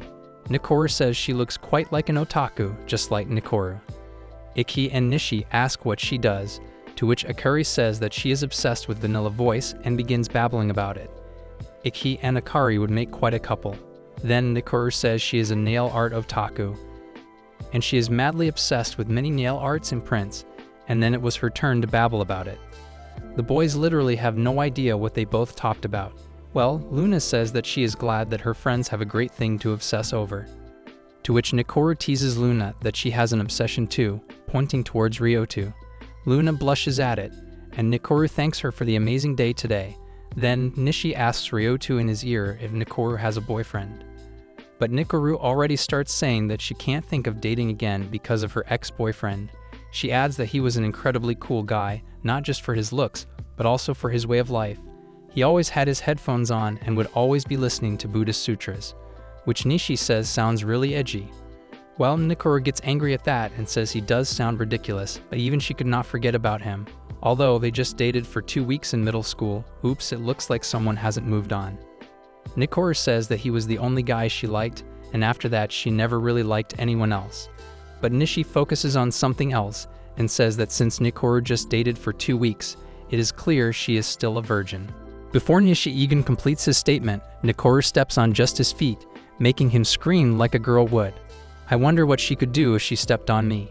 Nishi exclaims that whatever comes from the devil girl, he will gladly accept it. Submissive men have got to be my favorite gender. On the other hand, Akari says that if she were to date someone, she would prefer someone tall. Seeing his chance, Ikki asks how tall she wants with a sparkle in his eyes of hope. Akari says since she is short, anyone taller than her would work. Then she asks Ikki how tall he is, and he says he is 181 centimeters with his eyes still sparkling. The same height as Akari's celebrity crush, and she is so happy to know that. Well, Ikki looks excited out of hope too. Fellas, good news, y'all can get laid someday too. Ryoto understands Ikki's happiness and him being excited. Well, that's because Ryoto was in Ikki's place a while ago too. Later on, they all leave for their work and homes, bidding farewell to each other except Ryoto and Luna. Then Ryoto turns to Luna and asks what her plans are, and she says she would prefer to hang out with Ryoto. Luna suggests that since they both are here, they should go on a date, and there's a place she wants to go. Her eyes are literally sparkling with joy. Then Luna takes Ryoto to an amusement park, sits with him on a Ferris wheel, and giggles because she seems really happy. Being excited, she says she always wanted to ride a Ferris wheel with Ryoto. Meanwhile, Ryoto wonders if it is a private space just for the two of them, and he wants to kiss her. His mind keeps telling him to kiss her, but he is really shy about making the first move. Then Luna turns to him and says she has read a manga that belonged to her mom, and she read it really long ago. The main characters of the manga were a girl and her boyfriend, who ate marble chocolate and kissed inside a Ferris wheel. But now she wants to recreate that with her boyfriend. Being dumb, Ryoto says it is prohibited to eat inside the Ferris wheel. Luna giggles and says she doesn't have chocolate anyway, then gets up and sits near him. Looking into her eyes, Ryoto comes near her too, and they share an intimate kiss. After the kiss, Luna asks what the taste of her lips was like, and Ryoto says it was like a peach. And bingo, it actually was right since Luna applied a lip tint with a taste of peach. This called me single in 100 different languages. Then Luna keeps her head down on Ryoto's shoulder and says she really likes him a lot. With an unusual demand, Luna tells Ryoto to pat her head. Ryoto asks why in confusion, and she answers that she wants him to tell her after the game that she did a good job. So now Luna wants him to pat her head, and Ryoto, being a good boyfriend, pats her head, and Luna's eyes shine with happiness and satisfaction. Later on, they get off the Ferris wheel and begin walking home, holding each other's hands. Luna thanks Ryoto for spending such a great time with her and inviting her to the airsoft game. Then she stops walking, and Ryoto asks what the matter is. Luna replies that it is soon going to be 3 months since they started dating. and their 3rd-month anniversary is coming soon. She feels happy over that, and she is overwhelmed over experiencing their first time together. Ryota happily asks that their 3rd-month anniversary is coming on a weekday and if she wants to do something special for it. Luna replies that she does not want anything special because every moment she spends with the love of her life is special to her. Well, cliché.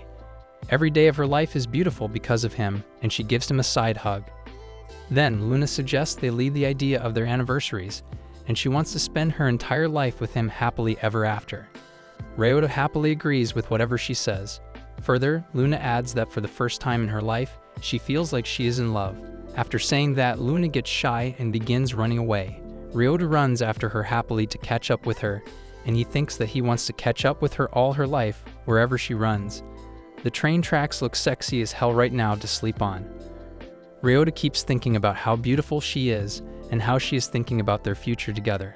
For someone like that, Ryota wants to become a man worthy of her, and for that, the only thing he can do is study as hard as he can to give her a brilliant future.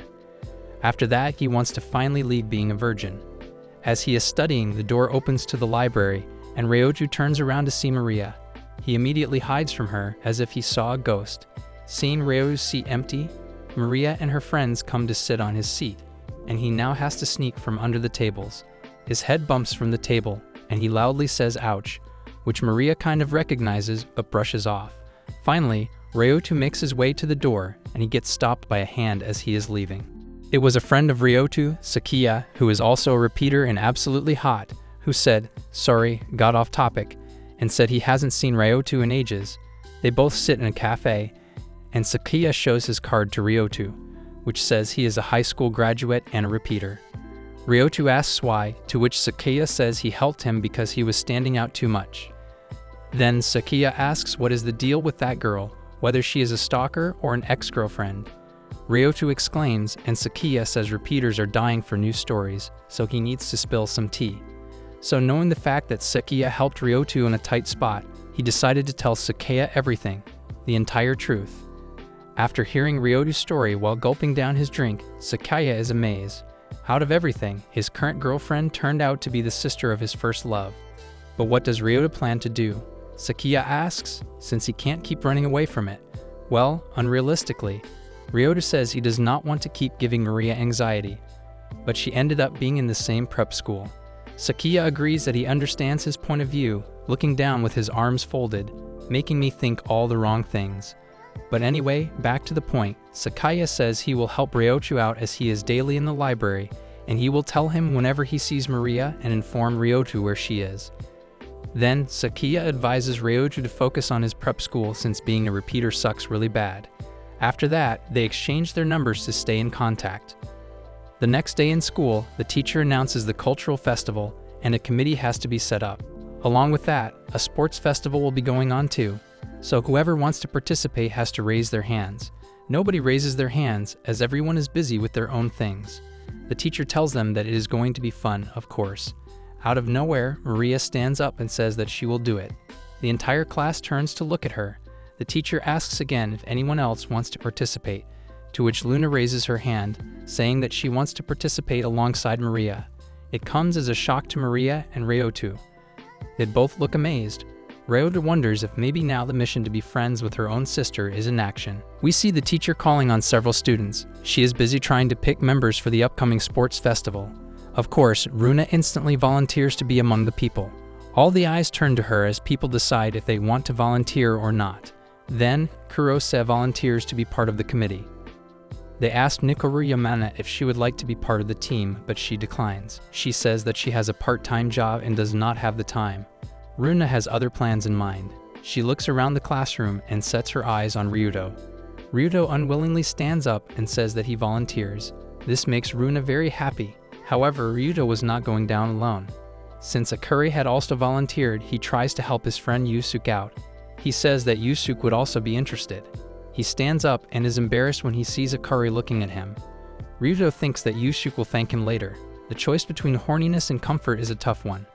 And so, the teams for the sports festival committee are finalized. Akari and Yusuke are part of the decoration committee while Runa, Hirose, and Ryuto are part of the pamphlet committee. The three of them sit in silence as they have their first meeting. This is because Kurose is a new stranger to them. Ryuto searches for ways to break the ice so they can get started. Runa immediately starts talking with a big smile on her face like she usually does. Kurose is way more quiet. They started deciding on the type of pamphlet they were going to design. There is a small pile of old pamphlets on the desk between them. They brought these out to serve as references for when they start designing. Ryuto is still lost in thought when Runa starts talking. She addresses Kurose politely and asks her how to proceed. They want something that truly pops out and leaves everyone stunned. Kurose does not have much knowledge on the topic and relies on the research. Runa decides to ask her what hobbies she has. This question comes as a surprise to Kurose. Runa's logic was that the pamphlets could have a signature edition of the designing members. Kurose answers that she was a fan of watching videos. Runa's eyes light up when she hears this. She suddenly starts talking about music videos and idols. She names a bunch of them and asks Kurose if she had seen them. She was truly a fan of idols and music. However, Kurose seems super confused by all this. She even asks Runa what language she was speaking. Ryuto decides to break the ice and clarify. He asks Kurose what type of videos she liked to watch. She said that she was into gaming commentary videos. Now it was Ryuto's turn to get hyped and excited. He asked if she was familiar with Ken, and Kurose said yes. They go on to start talking about games. Kurose says that one of the games Ryuto mentioned was childish. Ryuto becomes defensive and says that it was not true. The gamer simply comments on the game and it was an entertaining pastime. Runa looks at them with a blank expression. She was busy wondering what language they were speaking. It seems like the ice had been broken, and they could move on with their work. At the next meeting, Runa brings out a bunch of pink and sparkly pamphlets. She says that she wants the sports festival pamphlets to look like that. Kurose had different opinions. She had picked out designs that were neutral and looked good. Her explanation was that the target was both men and women. Therefore, they should not go for something super glamorous and extravagant. Runa is not happy about this. Ryuto secretly agrees with Kurose, but does not want to piss his girlfriend off. Kurose turns to him and asks him about his opinion. He decides to deflect the question so Runa would not get angry at him. It seems like another day had gone by as a loss. He heads to a ramen shop where he meets an old friend. He decides to sit with the old friend and talk about his situation. It seems like the dude was quite handsome and popular with the girls. Ryuto asks him for advice regarding his situation. The friend tells him that he had dabbled with girls in high school, which is why he was now retaking his exams and failing. He goes to show a picture of him winning the table tennis championship some years ago. He says that he was not always this cool. A girl had come along and asked him to grow his hair out, and it had changed his life forever. Ryuto says that he better not have cheated on the girl. Since there was still no progress with the pamphlet, Ryuto visits his school's office. He consults a teacher about the slow pacing. The teacher simply tells him that he could take some more time, but he would need to come up with a solution. On his way home, he nearly zones out and misses his stop. He hurriedly steps out of the train as the doors are closing. What a coincidence, he thinks. This was because he met Kurose there. They both awkwardly stand side to side before Kurose eventually starts talking. She talks about how her house was close by. Her mother had gotten divorced for the second time, and they had decided to move and live here. She had chosen this school because it was a private school but still quite affordable. Before her mother got divorced, her stepfather was paying for her tuition. Now she had a new father and a new last name. This always happened to her, and it was exhausting. That was part of the reason she was jealous and intimidated by Runa. She had everything together and was popular. Meanwhile, Kurose always had to be walking on eggshells to maintain her reputation and not make mistakes. Ryuto finds this all quite touching. It is here that Ryuto finds out that Runa and Kurose are sisters. They share the same mother but do not live together. It is the reason why Kurose is so hostile and closed off towards Runa. They are both sisters, but they do not get along well together. This comes as a shock to Ryuto. Kurose confesses that all she truly wants is to get along well with Runa. She is her sister and is too old to be holding grudges. She lets it be known that This makes Ryuto quite literally fall over. All he has to say in return is that someone bumped into him and made him fall over. Kurose helps him pick up some of his books. She grabs a blue textbook and asks if he went to Cape Prep School. Ryuto says that he did. She simply smiles and says that she already knew. With that, she runs off saying that they would meet each other at school. After she was gone, she is angry at herself for not keeping a respectable distance and calls herself an idiot for it. That night, Runa is bombarding Ryuto with texts. She is going on about how her sister does not like her. She is hostile towards her and her plans of being friends were not working. Ryuto knows the full story, so he smiles to himself in his room. He simply tells his girlfriend to give it some time and things would turn out to be better. That seems to calm Runa down, who texts him a happy goodbye. Now it is time for the long-awaited sports festival at Saren School. Ryuto reflects on how it was an event for extroverts and for extroverts. The old Ryuto would have never imagined taking part in such a big event. How the times had changed. He reminds himself of the positive impact his girlfriend had on him. He is deeply grateful for her and decides to cheer for her even more enthusiastically. And so the events finally begin. The very first major event is the relay race. Runa is running in the relay race and Ryuto is cheering really loudly for her. The atmosphere is lively and cheerful, and everyone is busy having the time of their lives. There comes a point when Runa and another girl are head-to-head in the race and chances of her winning look slim. Ryuto loudly cheers for her, and that gives her the strength to keep going. She ends up winning that race. She looks amazing, and everyone is jealous of Ryuto and Runa.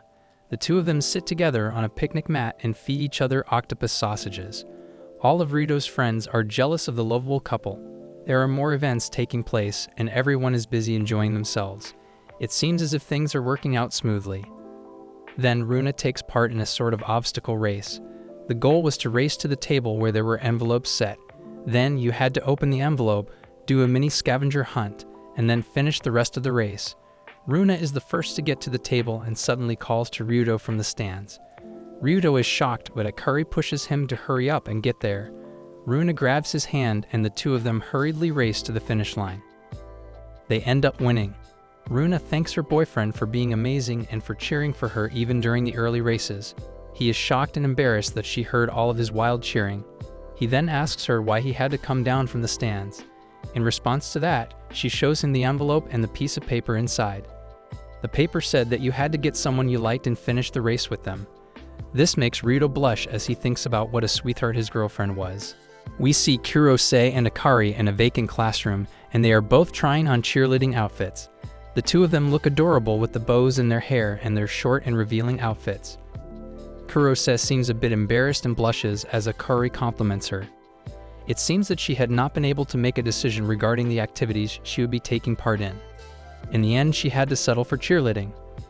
Akari lifts her spirits up and tells her that the two of them would have a blast. Cheerleading was super fun. The two of them grab their yellow pom-poms that look like marigold flowers. They start to head down towards the school grounds where the sports festival was taking place. Kurose tells Akari that her mother was coming to watch her and cheer for her. She had invited her mother herself to come see her daughter doing activities and cheering for the school teams. She gets embarrassed and tells Akari how weird it was for someone to call their mother in high school to come watch them cheer. Akari boosts her spirits once again and tells her that it was not weird at all. Akari loved her mother too and did things like that with her all of the time. This makes Kurose happy. However, her happiness is short-lived. She approaches the school grounds and sees her mother patting Runa on the head. This instills panic inside her and she starts to back away. She does not meet her mother. Akari is confused. Kurose offers her no explanation and says that she would be back in time for the cheerleading. This was probably why her dad left to buy milk and never returned. She then runs off and heads to the school roof to hide. She has a depressed expression on her face. Runa and Ryuto become worried when Akari tells them what had happened. They both head into the school building to look for Kurose. They split up so that they can cover more ground in a short amount of time. Ryuto is the first one who heads to the school roof. He looks around and eventually finds Kurose there. He calls out to her, but she is still depressed and does not want to go down to meet her mother. She tells Ryuto how her mother was oblivious to Runa and Kurose's relationship in school. She did not want to trouble her mother. Therefore, she had not mentioned the complex dynamic that the two sisters had. It saddened Kurose that she could not learn to let go of her grudge. She truly wanted to get along with her sister. However, that grudge and those feelings of anger were hard to let go of. Her mother had the idea that they both got along super well. It also made Kurose jealous that she was the one who had invited her mother, but she was getting attention to Runa. Ryuto expresses his concern and starts to walk over to her. Meanwhile, Runa had finished searching all of the building and the roof is the only place that she had not explored. She starts making her way up. Kurose asks Ryuto why he even cares so much about her when he was Runa's boyfriend. He offers his explanation that they were friends, classmates, and members of the pamphlet designing committee. None of that seems to please Kurose, who lashes out at him. She tells him the truth. She confesses that she was still in love with Ryuto. She liked him very dearly, and there was nothing he could do about it. That was because it was her feelings, her emotions, and her freedom of thought. She could love whoever she wanted, whenever she wanted. This comes as a shock to Ryuto, who does not really know what to say. In a shocking turn of events, it turns out that Runa had been eavesdropping on the entire conversation from the door. She hears everything about how her sister was in love with her boyfriend. A dark and clouded expression comes over her face as she leaves. She does not tell anyone how she heard everything that was happening. Kurose goes on to mention how Ryuto did not have to care about her feelings. That was because what she felt was deeply personal. Like her daddy issues, these feelings could not be snatched from her. She mentions how these strong feelings were a sign of her independence. She was in control of her life. In some weird way, this was what kept her going. Later, the pamphlet committee sits down in a vacant classroom with two teachers to finalize the design for the pamphlets. Runa had designed a super sparkly and pink pamphlet that looked really nice. Kurose had designed a monochrome pamphlet that looked more official and less childish. The teachers judged the two designs and claimed that they were both quite good. On one hand, the design that Runs had proposed obviously had some charm to it. The students would love it and it was quite good looking. On the contrary, Kurose's design had a certain appeal that the boys and parents would like. It looked way more official. A tough question is directed towards Ryuto. He is asked what he thinks about the design as a male and member of the design committee. Now he has to choose between his girlfriend and the girl who confessed to him in secret. He decides to go for the safe option. He offers an explanation that the theme was for the future. Keeping the theme in mind, Runa's design was better. This was because the future should be bright and vibrant for the students. Runa is wise to his tricks by now. In a dead and threatening tone, she says that Ryuto should not lie. She hated it when he lied. This sends shivers down Ryuto's spine, who still does not know that Runa overheard the conversation on the roof. The teachers tell him to offer an unbiased opinion to finalize the design. Everyone's eyes are on him. He secretly likes Kurose's design a lot more. That was because it was inclusive and looked official. Runa's design certainly captured one's attention. However, it was very girly and directed towards the glam-loving teenage girls at the school. It would not be a good option for the adults and the males. This pamphlet would be given to many people, not just the girls. With a heavy heart and a careful selection of words, Ryuto answers. He says that Kurose's monochrome design was better. This shocks Kurose, and it disappoints Runa. The choice between love and honesty is a hard one for horny teenage boys. It's raining and Runachi and Ryuto are walking side by side. Runachi looks pretty upset, and Ryuto seems worried because of it. He breaks the ice by apologizing for the pamphlets. Runa says he doesn't need to apologize as she doesn't want him to lie just so he can agree with her. She starts to walk faster, leaving Ryuto behind. Runachi then begins to share what's been bothering her mentally. She tells her boyfriend that her friend Maria is a better match for him instead of her. She says that Maria and Ryuto share more similarities, and she doesn't find herself a good fit for the guy. She says the two are smarter than her and even designed the pamphlet together. They also play similar games and stream similar stuff. All of this got to her head, and she goes on to mention how she found Ryuto attractive cause he was so different from her. As her feelings continue to grow deeper, she starts to realize that she and Ryuto are polar opposite. She believes that her boyfriend will get sick of her sooner as they'll have conflicts deciding on their dates. Runa says that Ryuto will be a happier man if he starts dating Maria. She then mentions the day he was on the rooftop with Maria, which catches the dude off guard.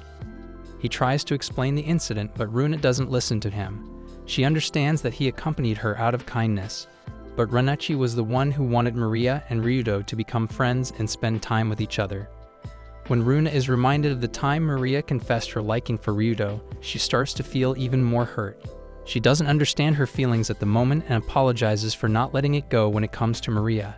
Runachi asks Ryuto if it's okay for them to date like that anymore. The boy tries to say something, but Runa doesn't give him a chance to explain himself. She won't be texting the guy for the time being and starts to run away from him. Ryuto tries to run after her, throwing his umbrella in the soaking rain. He tries catching up to her but stops midway as he wouldn't know what to say to her even if he does. So he just stands there watching her run away from him. How unfortunate it was for them to break up on the day of their 4th anniversary. Then we see Maria lying in her bed, looking at the cover she and Ryudo came up with together. She calls the guy stupid for not siding with his girlfriend. She thinks of Ryudo wanting to go with the monochrome version of the pamphlet and sighs. There's an old doll of Maria sitting in the chair, and it reminds the girl of her childhood. Runa has always been a warm-hearted, considerate girl, while Maria was somewhat cold. She would get her doll that she abandoned herself back from Runa. Runachi wouldn't feel sad or anything and just return the doll happily. Maria admits how nice of a person Runachi is. She was so happy for her love life too, but now it has cracks in it. Maria wants her friend to be happy with Ryudo Kashima, but she doesn't know what she should do. Maria can't help feeling the way she feels for Kashima either, and all of this is messing her up. On the next day, Ryudo gets approval for the pamphlet from the teacher. The teacher says that the students would have communicated well while deciding on the cover. But little does know, they barely even talked and did what they were supposed to do. Everything related to the pamphlet is all done now, and Ryudo wants to tell his mates about the approval. He decides that he'll kurose about it at the cram school and wants to text Runa about it. But he runs into her talking to someone on the phone really polite and respectfully. The girl is deciding to meet up with the person on the other side, and Ryuto assumes that she's talking to someone older. Before he gets the chance to talk to the girl, she runs down the stairs instantly. The boy gets worried about who Runa was talking to. He calls himself a wuss and looks at Yamana, who's cleaning the windows. Ryuto knows for a fact that Ryuto would have told her about what happened between them. He wants to ask her if she knows who Runa was talking to on the phone. Yamana finally turns back, and that scares Ryuto. She says the stuff a best friend would say. Yamana expresses her disappointment in Ryuto for hurting Runa instead of making her happy. Ryuto is on his way back when Tanakita calls him from the back in a rush. She first sees if Runachi is with her and tells Ryuto that she wants to talk to him about something. They end up going to a cafe to have a chat, and Tanakita starts with a scary statement. She tells Ryuto that she thinks Runachi has a sugar daddy. Ryuto freaks the hell out to know that Runa is going out with an old man for money. Tanakita tells him that she saw the two when she went to Ikebukuro to buy her pop merch. There she saw Runachi carrying an expensive bag and walking with a somewhat older guy. She instantly assumed she was with her sugar daddy. Tanakita tells Ryuto that the dude was pretty tall and hot, so Ryuto pulls out his phone to show her the picture of some guy. Tanakita says that it wasn't him, but someone young enough to be a college student. Ryuto finds a college student to be a sugar daddy ridiculous. Tanakita says someone as young as him can be a sugar daddy if he's rich. If not, how would she gifted Runa such an expensive bag? Ryuto is really shaken up and asks Tanakita if Runa is actually the type of a girl to do something like that. The girl says Runa is really nice but with a spice, so she could have gone along with it. She also mentions that Nicole told her how bad things are between Ryuto and Runa. That made her assume what she assumed. Tanakita says that she had to tell Ryuto about it cause seeing Runa with another, older guy worried her, but she could have been mistaken. Ryuto gets up and thanks the girl for telling her concerns to him. He is not worried about Runa because he trusts her a lot. Even if that was the truth, he would have been the one to blame. He walks out of the cafe and calls someone. It was Sakaya on the other side, and Ryuto called him over for a favor. The school is holding a festival, and Ryuto and Sakiya are walking through the hallway. All the girls are drooling over how hot Sakiya is. Ryuto notices that Tu and Sakaya recognizes the uniforms and doesn't like it. Ryuto gives him a side-eye for acting odd, and Sakaya says he has got it. All he needs to do is reveal the identity of that sugar daddy Runa has. Ryuto tells him to avoid using the word sugar daddy cause they don't know what the truth is. And Ryuto can't see Runa as someone who would do that. Sakiya suggests him telling the guy to ask Runa directly about the guy she met in Ikebukuro. Ryuto says if he could have done that, he wouldn't have asked someone like Sakiya to help him, which offends Sakiya. Then Tanakita appears out of nowhere screaming and shivering in shock. She points at Sakaya and screams he's the dude Runachi was with the other day. Ryuto looks at Sakiya for answers, and Sakaya was just as lost until he realizes Ryuto was Runa's boyfriend. Poor dude is relieved to know it wasn't a sugar daddy, but if the dude is Sakiya, the situation can turn out to be worse. Ryuto is really frustrated to assume that Sakaya is one of her exes. Ryuto is burning in anger and confronts Sakiya for being Runa's ex. He says he's full of hatred for those dudes, and he's even madder to know Runa dated someone as filthy as Sakiya. The other guy is kinda scared and tries to calm Ryuto down. Sakiya clears out the misunderstanding by telling him that Runa is actually best friends with his ex, and it's not like Ryuto thinks it to be. The maid waitress serves them grape juice and cappuccino. Sakiya tells Ryuto to talk to his ex himself, cause she studies at that very school. Ryuto finally understands who his ex would be, and then we see Yamana walking up to a sad-looking Runa. Yamana tells her to cheer up and enjoy the cultural festival to the fullest. On the other hand, Ryuto finally knows that Yamana and Sakiya's ex, who's also Runachi's best friend. Yamana had dated Sakiya for 2 weeks only, and Ryuto is pretty shocked to find that out. Sakiya admits to being that guy. Then Ryuto points out the embarrassing stuff the two did as a couple, like listening to sutras on earphones loudly. Sakiya gets a little embarrassed and tells the dude to talk calmly. Sakiya denies listening to sutras with Yamana. Ryuto then asks the dude how and why she met Runachi that day. Sakiya starts to explain the whole and says that at first it was merely a coincidence. He was walking to his cram school that when a girl called out for him. She then went on to introduce herself as Yamana Nicole's best friend and told the guy she needed to talk to him. Sakiya tells that girl that he had a meeting and didn't have time to chat, so she forced him to take the number she had written on the chit and call her whenever he has time. Sakiya says that he found Runachi cute when he was pushing him, so he couldn't resist doing what she told him to. He finally admits that he indeed was the guy Runachi talked to that day. Sakiya goes on to elaborate that Runa got curious when she was talking about Yamana. She told him to meet Yamana to surprise her. These two are so bestie-coded. Runachi just wanted to make her friend happy somehow. Sakiya also looks pretty guilty of what he did to Yamana and mentions that getting back together with his girl is not possible anymore. Ryuto, being the kind guy he is, tries to comfort Sakiya by telling her that Yamana still hasn't stopped thinking about him. He asks him if he will actually surprise her, but Sakiya doesn't find it appropriate. He tells Ryuto how he dumped Yamana so that he could mess around with other girls for fun. He really did hurt Yamana and doesn't really deserve someone as nice as her. Yamana loved Sakiya when he was a total fool, when she herself is a woman with strong morals. Even when she was younger, she acted mature and worked as a manager at the ping pong club. Sakiya remembers that she had black hair at that time. While the two dudes talk about their heartbreaks, some nasty boys approach Yamana and Runa. Sakiya tells Ryuto that he noticed the change in Yamana's behavior right after they broke. Her parents went through a bad divorce too, so that could have been the reason as well. In such hard times, Sakiya showered cowardice and didn't say 2 words to comfort the girl who cherished him so much. Instead, he turned her down with dumb excuses and left her alone when she needed him the most. Sakiya looks really guilty when he talks about it. Ryuto asks him if he really can't face Yamana anymore. He understood how Sakiya must be feeling in that moment and tells him that he still has time to make things right. All past mistakes and wounds can be treated only if he collects the courage to get up and apologize to her. Personally, Yamana shouldn't be so lenient with this dude, but let's see where this goes. Ryuto tells Sakiya to take the step now if he still loves Yamana. He wants him to talk to Yamana for one more time. Ryuto believes that Yamana and Sakiya still have a chance, and he can be right too. But there we have Sakiya, a coward who has already given up on his girl. Sakiya says he's shocked to find out Ryuto is a love guru, which surprises Ryuto too. He denies being someone like that, and as he's talking, 2 dudes come rushing towards him, and Igiki says Tanakita told him Ryuto would be there. Both of the boys look worried, and when Ryuto asks them what's the matter, they tell him that the demon Jaru guys are harassing Runachi. Ryuto gets up instantly for Runa and tells Sakiya to follow him. He follows, and then we see the Jaru guys being annoying as hell. Yamana is holding them back, telling them what they're doing is not right.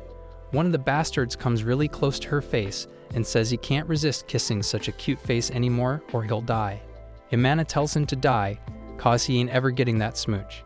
The dude makes it dirty somehow and tells Runa to follow him in his bed. Disgusting. Yamana tells Runa to leave that place with her, but the second guy stops them. They start to laugh at the girls, and by then, Ryuto reaches there too. He calls for Runa and she's surprised to see him there. The other 2 bastards don't find it fun to see Runa's boyfriend, but he doesn't spare them any interest and holds Runa's hand. Like that, they escape that situation, and Yamana smiles at the cute couple Ryuto and Runa make. Now it is Yamana and the demon Yaru. They think they still have a chance to get a peck on the cheeks from Yamana, but there we have her boyfriend, Sakaya, to her rescue. He tells the dumpster dudes to back off from his girlfriend. His aura chases the boys away, and Yamana can't seem to process anything. Sakaya holds her hand and tells her that they're leaving. Yamana's eyes sparkle when looks at him and starts to follow his lead with no question. She asks him how he reached her, and Sakaya apologizes to her for taking such a long time. Hearing that makes Yamana cry, and tears start to roll down her cheeks. She cries her heart out to the dude who broke her heart, but Sakaya is a better man now. He takes Yamana in his arms with a warm smile on his face, and Ryuto along with his two friends watch the lovebirds. They're glad to see them in love, and are envious of them too. Hajiki says he wants to be in love too, and decides he'll be confessing his love to Tanakita. Pretty concerning, but that's how it is. Hajiki has the guts big enough to stop Tanakita and confess his feelings for her. He asks her to go out with him, but she turns him down. Hajiki is holding his hand out in hopes that his proposal will get accepted, but things go in a very unexpected way. Tanakita turns Hajiki down and gets upset at him for being so inconsiderate. She says what made him think she'd say yes when they don't even know each other that well. Hajiki gets a little scared, and Tanakita keeps up with her questions. She asks him if he really likes her, and if he does, for what reason and when did he start liking her? She even goes as far as to assume that the dude likes her for her looks, which would disappoint her, really. Tanakita says that confession is made when the feeling is mutual, which was clearly not the case here. She says that turning someone down is just as much painful as getting turned down is. Yeah, because you are literally breaking someone's heart and mind, who is standing right in front of you. And she isn't wrong. Love isn't all fun and games, and people shouldn't go around forcing their feeling on the people they like. Hajiki was really heartbroken, and he gets down on his knees out of pain. Runachi then apologizes to Hajiki on Tanakita's behalf. She says that of course Akari is cute, but she's been single all her life and has to deal with the confessions all the time. And it never has been a cheerful experience for her. Instead, she gets really depressed. Tanakita is really serious when it comes to love and wants to know the person better before dating them. And that's how it should be, honestly. Runachi hopes that Hajiki will respect Tanakita's morals and answer to his confession. The sun has set, and the three dudes are sitting on the ground. Hajiki thinks that they're missing out on the fun of youth. The other dude says he's better than him because he got to confess his feelings for the girl he likes, unlike him, who lost to Sakaya. Hajiki finds Ryuto really cool for having someone he likes like him back.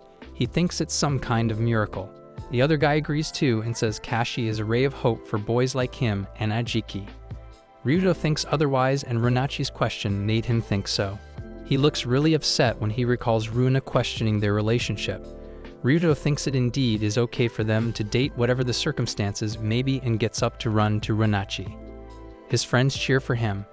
Meanwhile, Yamana and Sakaya are watching the band performance from afar together. They look really cute and notice Ryuto running in the back. Maria sees him too, and Ryuto finally opens the door to Runa's classroom. He thought she'd be there, but he finds the classroom to be empty. Fortunately, the girl was standing in the balcony and looks at him. Ryuto joins Runa at the balcony too, and the girl mentions her surprise. She never knew that Ryuto and Sakaya were acquainted with each other. He tells her that they go to the same cram school. She then tells him that she could recognize Sakaya because Yamana showed her one of his old pictures. Runachi then tells her side of the story from the day she met Sakaya. She says that she saw someone who looked like Yamana's ex-boyfriend when she was walking. She couldn't miss the chance of talking to him and went up to him to confront him. Runa asks Ryuto if he really thought she had a sugar daddy. He says he didn't think that, and Runa mentions how Akari yapped about her misunderstanding to Ryuto. She clears out the misunderstanding about the expensive bag too. It was something her grandma gifted her because she thought it suited her well. Runa isn't mad about anything. Instead, she was happy all of that happened because in the end, it was all because of those misconceptions that Yamana and Sakaya are back together. She thanks Ryuto, but he doesn't think he deserves any credit for anything. He says it happened because Runachi talked to Sakaya that day. The girl smiles and says that Yamana's situation made her realize something. She says that two people should be together if they like each other, and life is too short for stupid frustrations. Ryuto agrees, but he thinks life's quite long despite seeming to be short. Runa doesn't understand, so Ryuto confesses that he wants to spend his long share of life with Runa. Runachi doesn't say anything in response, and the two stand there, staring at the sky.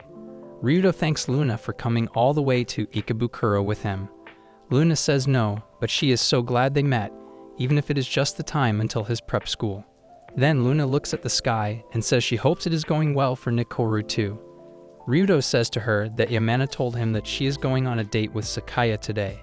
Luna confirms it and says yes, it has been 2 weeks since the cultural festival. Further, Luna says that Yamana will make a move tonight on the person she is going on dates with. Ryuto blushes and asks what does making a move mean. These virgins literally don't know anything and blush on the slightest things, but realizes it means that kind of a thing, to which Luna shakes her head in a yes and says that is how it is. Then Luna says well, of course, because it is 3 years worth of feelings too. It is natural, she can't hold back now. Still blushing, but not relating, Ryuto says yes, that could be the case. Luna says that lately Yamana has been looking really cute too. Looks like spring finally decided to visit her, and seeing her, Luna's heart feels warm too. Suddenly, Luna asks Ryuto about Ikki, and he has lately been absent from school a lot. Ryuto says that to say the least, it is a very cold blizzard he is going through. He is facing the shock of being rejected into the game and feels really cold because of it. Ryuto follows by saying that even Nishi is not well and he does not feel the same lately. Luna says then she hopes that they all can play together again sometime, to which Ryuto says yes, he hopes the same. They begin walking and Ryoto says to Luna that like playing airsoft, doing something new together, sounds absolutely fun to do. And does she have anything in her mind related to it? Luna thinks and then says that anything would be fine, since he is also busy with practice and exams and stuff like that. Ryoto is about to say something, but Luna says thanks, and to let her know if wants anything else. Then they both cross the road and Luna says that she will be stopping by the convenience store and then she will head to her home. They both part their ways and Luna looks back at him as he is going too. The next day in school, Yamana enters the classroom and Nikoru says that she is glad that she finally came. Luna turns back too and says she was so curious because she did not read the text she sent. Nikoru asks that since the aquarium date, has she been staying overnight with the senior all this time? Well, Yamana bluntly says that this is what Luna was gossiping about, but as Luna sees Yamana's face, it was pale with dark under eyes. Ryoto enters the classroom. Meanwhile, Yamana tells her friends that she got rejected, which leaves literally all of them in a shock. Luna gets up and says what does she mean by that? Only if Luna was not such a knucklehead, it is not a hard thing to get. Yamana said that the senior said to her that he wants to focus on the exams, and he said more that he won't contact her at all. Total loss. I would let Nikoru dominate me. Further, Yamana said that he won't respond even if she did reach out, and he said she needs to let him go. Nishi enters the classroom and says that even the demon girl sheds tears too, which Yamana heard and yells at him. What did he say? If he wants to laugh, just laugh. Angrily, Yamana says. Nishi gets scared and he says that he did not mean it like that and hides behind the door. Later, during his practice, Ryoto says what he did to her to the senior as he heard all about it. The senior says that it can't be helped because if he continued to date her, it would be more than just holding hands and stuff would get out of hand. Hearing him, Ryoto turns red and the senior says that she was leaking her desires for the future. Ryoto wonders that if he wants to show off, he can just say it. But the senior says that once it happens, an endless streak of going to the hotel rooms or homes starts, and before he knows it, the exams would be over. Ryoto says that in other words, he means that he wants to wait until exams, and the senior says that he still did not get it given how dense and precious high school years are. So that is why he had to break up with her, and keeping things vague is a good idea. Ryoto is shocked, to which he says to not worry. Yamana has some good friends who will take care of her, and she would forget about him easily. Ryoto is disappointed and says okay, and then the senior asks him what about him, how is his ship sailing since the cultural festival, are they good or not? Ryoto says that surface-wise they are good, but things are awkward beneath that. So even if he wants, he can't say anything because he is scared that he might end up hurting her again, and he does not want that to happen. On the other hand, Luna says to her friends on call that she has been feeling distant from Ryoto lately. She says that she can't see his heart, more like, she is scared to even look at it. Yamana asks what she means by it, and Luna says that she is afraid to talk, and she thinks it might not work out. Luna says that she is apologetic because was supposed to support her and talk to her, but she starts ranting about herself and starts crying with her head on her knees. On the other hand, Ryoto and the senior are having noodles. Ryoto says in the past when he confessed to Maria, it was just an irreversible fact. Ryoto was eating ramen with Sakiya. He told Sakaya that he couldn't undo the fact that he asked Maria to go on a date with him in the past. Ryota was worried. He didn't want Luna to be upset again, so he was careful and tried his best to ignore Maria and talk to her. Sakaya should and asked Ryota if he was a virgin or something. Sakaya smiled because he knew that Ryota was a virgin. Sakaya told him that if he kept thinking about things like that, he wouldn't be able to have a female friend other than his girlfriend. Ryota told him that he was fine with it. Sakaya was surprised when he heard it. Ryota told him that he was an introvert to begin with, and that having a female friend was alien to him. Ryota smiled and told Sakaya that when he started dating Luna, it was like a whole new world opened to him. He knew that without Luna, he wouldn't be able to have Harajuku, boat rides, or summer festivals. He told Sakaya that he would have graduated without even trying those things. Without Luna, he probably never would have spoken to Yamana-san and her other friends. Ryota made so many great memories just after dating Luna, or he would have remained an introvert and spent her whole time alone. It was all thanks to Luna that Ryota was happy and discovered his feelings. Sakaya was surprised after hearing from Ryota because he changed so quickly that he couldn't even know. Nikoru was running. Luna was worried and hugged her. They both were crying and told each other that they were a big mess. On the other hand, Ryota told Sakaya that everything began when he met Luna. If he would lose Luna, then he doesn't care about losing any other female friend. Sakaya smiled and told him that he didn't know that he made him envious. He told Ryota that he wished to go back 3 years ago. Ryota was worried. Sakaya told him it was nothing and that he should forget about it. While Luna and Nicole were with each other, Luna was determined and told her that she made up her mind this time. Ryota was at the train station and saw Maria coming in front of him. Maria smiled and told him that they met again at the same time. She was blushing. They both started walking home with each other. Kurosa told him to let him go, but it will make her sad too, which she won't admit. She wanted Luna to be happy, and deep inside she loved Luna more than she loved Ryota. She told her that she agreed with him and they both should stop meeting alone like that. Ryota stopped her and told her that even if he never dated before, it didn't mean he never felt love before this. The first time he felt love, it was for her. Kurosa thanked Ryota and went away. She was smiling, but her eyes were full of tears. She was so glad that she couldn't ask for more. Ryota took his phone out and called Luna. Luna asked him if something was wrong, and Ryota told her that he just wanted to hear her voice. Luna was happy, and she said it was a good time because she also wanted to say something. While Luna was saying something, Ryota heard the scream of Maria and started running toward her. A strange man also went beside Ryota when he was talking to Luna. Luna heard from the phone that Ryota was with Maria. When Ryota reached Maria, her bag was dropped and someone assaulted her. They both went to the police station. The police officer told them that recently there were many assault reports.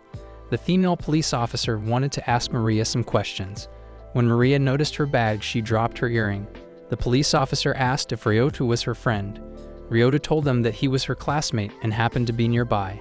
The police offered to tell Ryota that he could lead the rest to him and go home.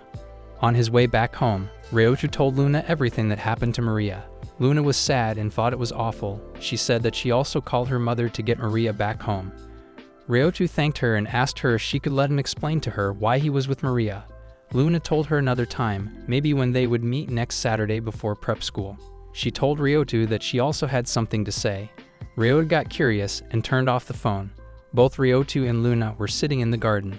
Ryota tried to explain about the night when he was with Maria. Luna interrupted him and said that she was glad that Kuro wasn't hurt by the molester. Ryota tried to explain again. Luna told him that it was okay, she didn't want to hear it. Ryota told her that he didn't want her to think about him.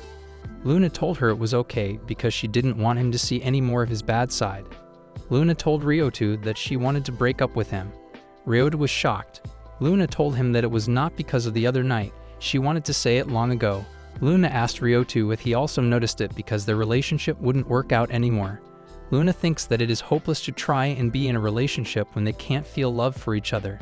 She said that even at the end of the relationship, she got another experience by asking for the breakup for the first time. Luna wasn't happy about this first time. She was depressed and told Ryota that there were a lot more first experiences she wanted to share with him. She got motivated by thinking it's the way of life, and she was glad that she could date Ryota. Luna thanked Ryota and smiled. Ryota told her that he should be the one thanking her instead because it was all because of Luna that he could make some happy memories in his life and tried many things too. Luna saw a couple in the park who were smiling and thinking about going shopping. She remembered the time she spent with Ryoto. It was all precious to her, and she wanted to be with him more. Ryoto remembered when he went boat riding with her, and when he asked to grab her hand. Both of them were not talking to each other. Instead, they were remembering the time when they both were with each other and got their first experience. Both saw a boy playing with a red car in the garden. Luna already achieved the goal she set for high school, but she wanted to spend the rest of her time being a mother and having a lot of children with her loving husband. She wanted to be with Ryoto forever. After watching the couples nearby, she was irritated and couldn't stop thinking about Ryoto. When she saw Ryoto, he was crying and regretting it. He told Luna that he couldn't do it anymore. Ryoto was emotional and told Luna that he didn't want to break up and spend the rest of his life with her. Luna in the past had very bad behavior with Ryoto because she was a sensitive girl and didn't want anyone to come near her. She was overprotective, and she even fought with Ryoto many times. Ryoto was crying because he couldn't find his fault in all this. He told Luna that he had just gone with Maria because he wanted to tell her that he couldn't see her alone anymore. That's all. He was angry at Luna and asked why she wanted to think of something else. Ryoto told Luna that he knew he couldn't do anything to change the past, but he wanted to keep his life happy with her. Luna got emotional and started crying. She told Ryoto that she was really because she also loved him so much, and she didn't want to break up with him too. She told her that she loved her so much that it made her scared that her bad side would massacre her. She doesn't want Ryoto to hate her because of her jealousy. She told Ryoto that she also started to be sure about her feelings. Luna blamed herself and told Ryoto that she should be the one who should know better than anyone that he couldn't change the past. She told him that she didn't know what to do about it either. Ryoto told her that she didn't have to know about anything. It's not her fault. Luna was crying and said that she didn't want him to know anything about it. Ryoto was overflowing with tears. He told her that she should tell him everything, even if it was painful or awful. She should share her feelings with him. Luna told him that has started to hate herself. Ryoto told her that he loved her very much and there's no way that he could hate her. Ryoto then hugged Luna. Ryoto told her that it was okay to make mistakes because they were still in high school. Ryoto said that he also wanted to make mistakes and he also wanted to disagree, but more than anything he wanted to become an adult with her. Luna looked at Ryoto's face and apologized to him and said that she was wrong about him. Luna was happy that she cleared her doubt with Ryoto. They both were so attached that they couldn't even break up. Ryoto was going to kiss Luna out of emotion, and at that moment the boy hit Ryoto's head with the car. The boy's parents were surprised and apologized to him. Both Ryoto and Luna started laughing. Luna apologized to Ryoto and told him that because of her he missed the school prep. Ryoto told her that it was right and that he could make up for one missed class. They both were standing on the bridge holding hands like couples and watching the sunset. Luna told him that she tried to put brakes on her feelings for him, but now she won't. She told him that he didn't want to proceed fast in the relationship, but she can't be slow anymore, because she wanted to love him more than anything. Ryoto told her that he knew that he made her slow down in the relationship, but he also didn't want her to slow down. Luna smiled and said that she would let her feelings race for him and he needed to buckle up now. They both kissed each other on the bridge. Ryoto apologized to her and told her that he couldn't help her with the friendship project anymore, because he and Maria's son aren't friends anymore. Luna apologized to Maria and told him that she didn't want to be just friends with Maria too. She wanted to be a sister to Maria, but it made her hate her more. Ryoto told her that Maria doesn't think of her like that, and she couldn't possibly hate her. She told Ryoto that she gave her earring to Maria long ago. It made them get apart, but she wanted them to spend time with each other. She wanted to wear the earrings together. She said that she was sure that Maria got rid of her earring. Ryoto remembered that it was the same earring that Maria dropped the other night. Ryoto takes Luna's hand and begins running after he realizes where the earring is. He takes her to a forest kind of place, and he looks behind the bushes and finds the earring. He shows it to Luna, and she says it is Maria's earring, and Ryoto says that Maria told him that the reason she wanted to be in the same school as Luna was because she wanted Luna to be happy. Luna takes the earring from her hand and says that this means that Maria's true feelings have not changed since then. She happily keeps the earring on her palm and says thank you to Ryoto. She smiles and says that thanks to him because now she feels like she can regain something she lost a long time ago. So the next day in class, the teacher says that Maria's English composition has been selected as an outstanding national award and everyone claps for her. Luna is so happy for her little sister that she stands and claps for her, saying she is so proud of her. Everyone literally looks at them because no one knew they were sisters. Luna says she forgot to mention it before, but Maria and her are twin sisters and their parents are divorced, hence they have different surnames. Well, Maria takes her outside, grabbing her hand, and brings Luna to a corner and turns to her. She asks what is that about, literally out of a sudden. Luna brings her hand forward and it has the same earring as hers. She says that this is what she and Ryodo found after looking for it for quite a while. Maria takes it from her palm and looks at it while Luna says that she is glad she could find it. Maria asks did she have it along with her, to which Luna says she did have it with a smile on her face, really bright. Luna hugs her really tightly and says that she is sorry and she should have done this sooner. While Maria is locked in Luna's arms, she says that Luna was so happy when Maria transferred to her school. Maria is so touched by what her sister said to her, and she hugs her sister back too. Then Luna's friends walk up to them and they say jokingly that they were having a strange feeling and she should have told that to them sooner. Nakor says to Maria that since they are friends now, can she call her Marimello? I could have never imagined a cheesier nickname. Maria feels happy and she says yes she can, and the boys approach them and say that one of them will choose Maria for dating, and they all begin to laugh. Ryodo smiles looking at them and thinks that the friendship plan seems to be working now really well.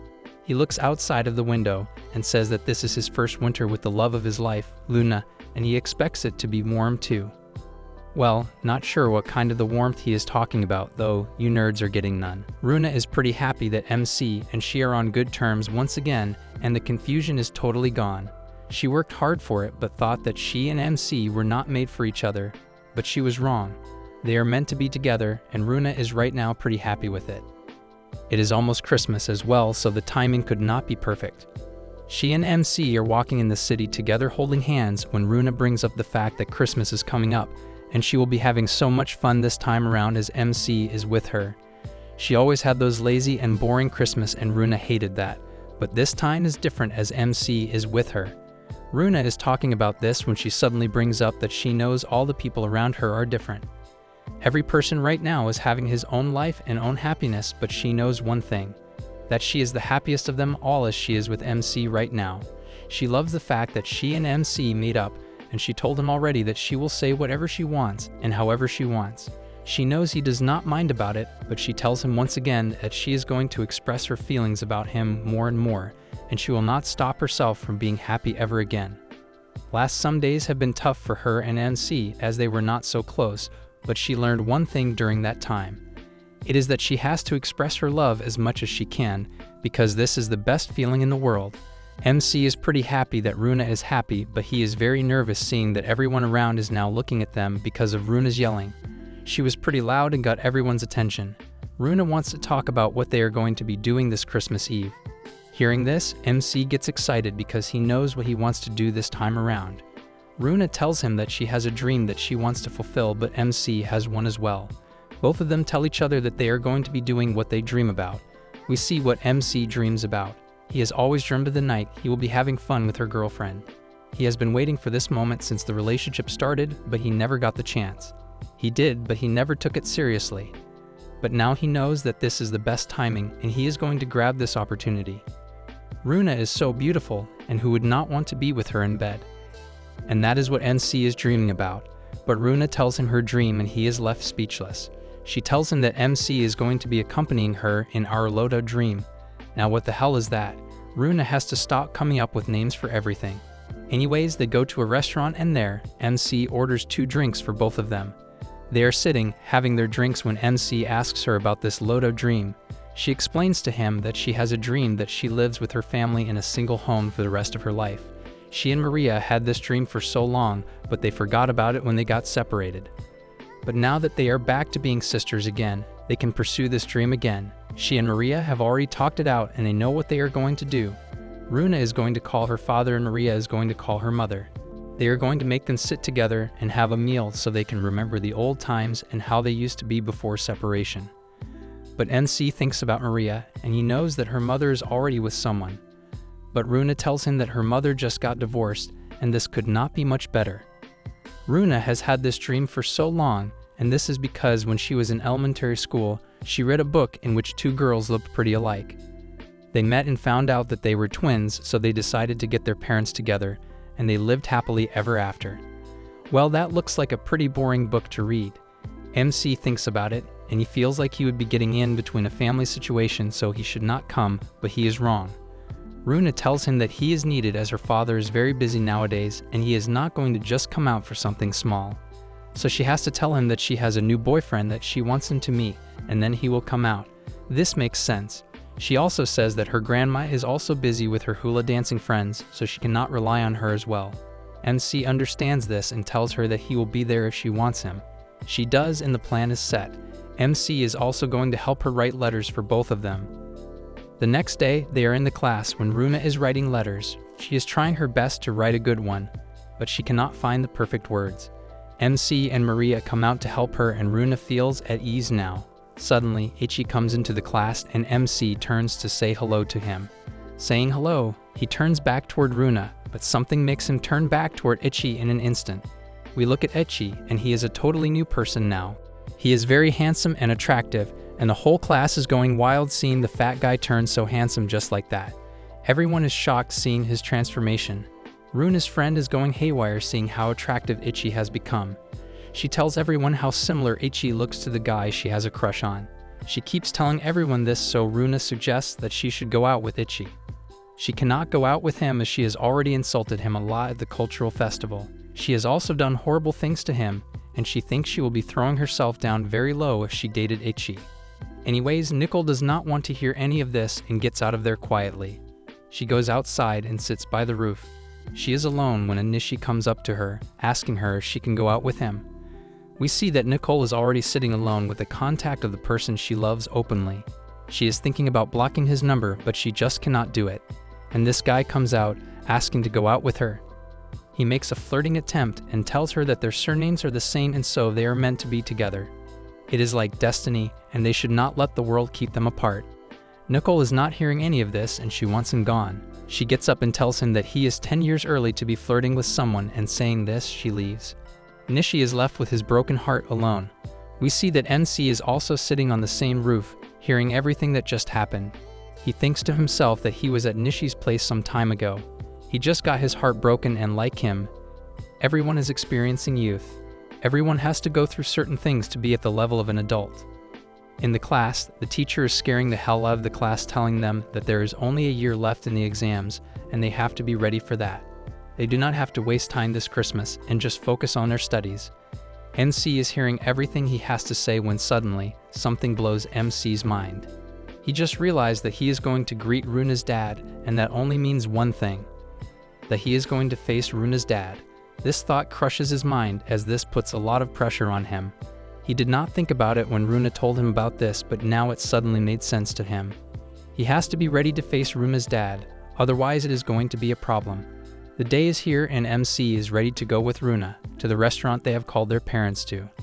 MC is right now standing in front of a Santa statue, practicing how he is going to greet and meet Runa's dad. He tries his best to do it, but he just cannot seem to control his shaking. He kneels and says the words but gets up to see Runa standing in front of him, seeing what he just did. She knows he is very nervous, but he does not have to be nervous. They are going to the restaurant arm in arm, which makes MC very nervous, but Runa likes this as it feels very warm. They reach the restaurant, and upon entering it, they see Maria and Mom sitting together. Runa enters the room and Mom is surprised to see Runa and MC there. She thought they were just waiting for someone else, but it was her daughter. This makes her very happy and she hugs Runa. Maria tells Mom that she and Runa made a plan to sit together and have a family dinner like old times. They always used to go out at Christmas and party like this, so they thought it was the best time to do that again. Mom asks Runa if she has told her dad about it.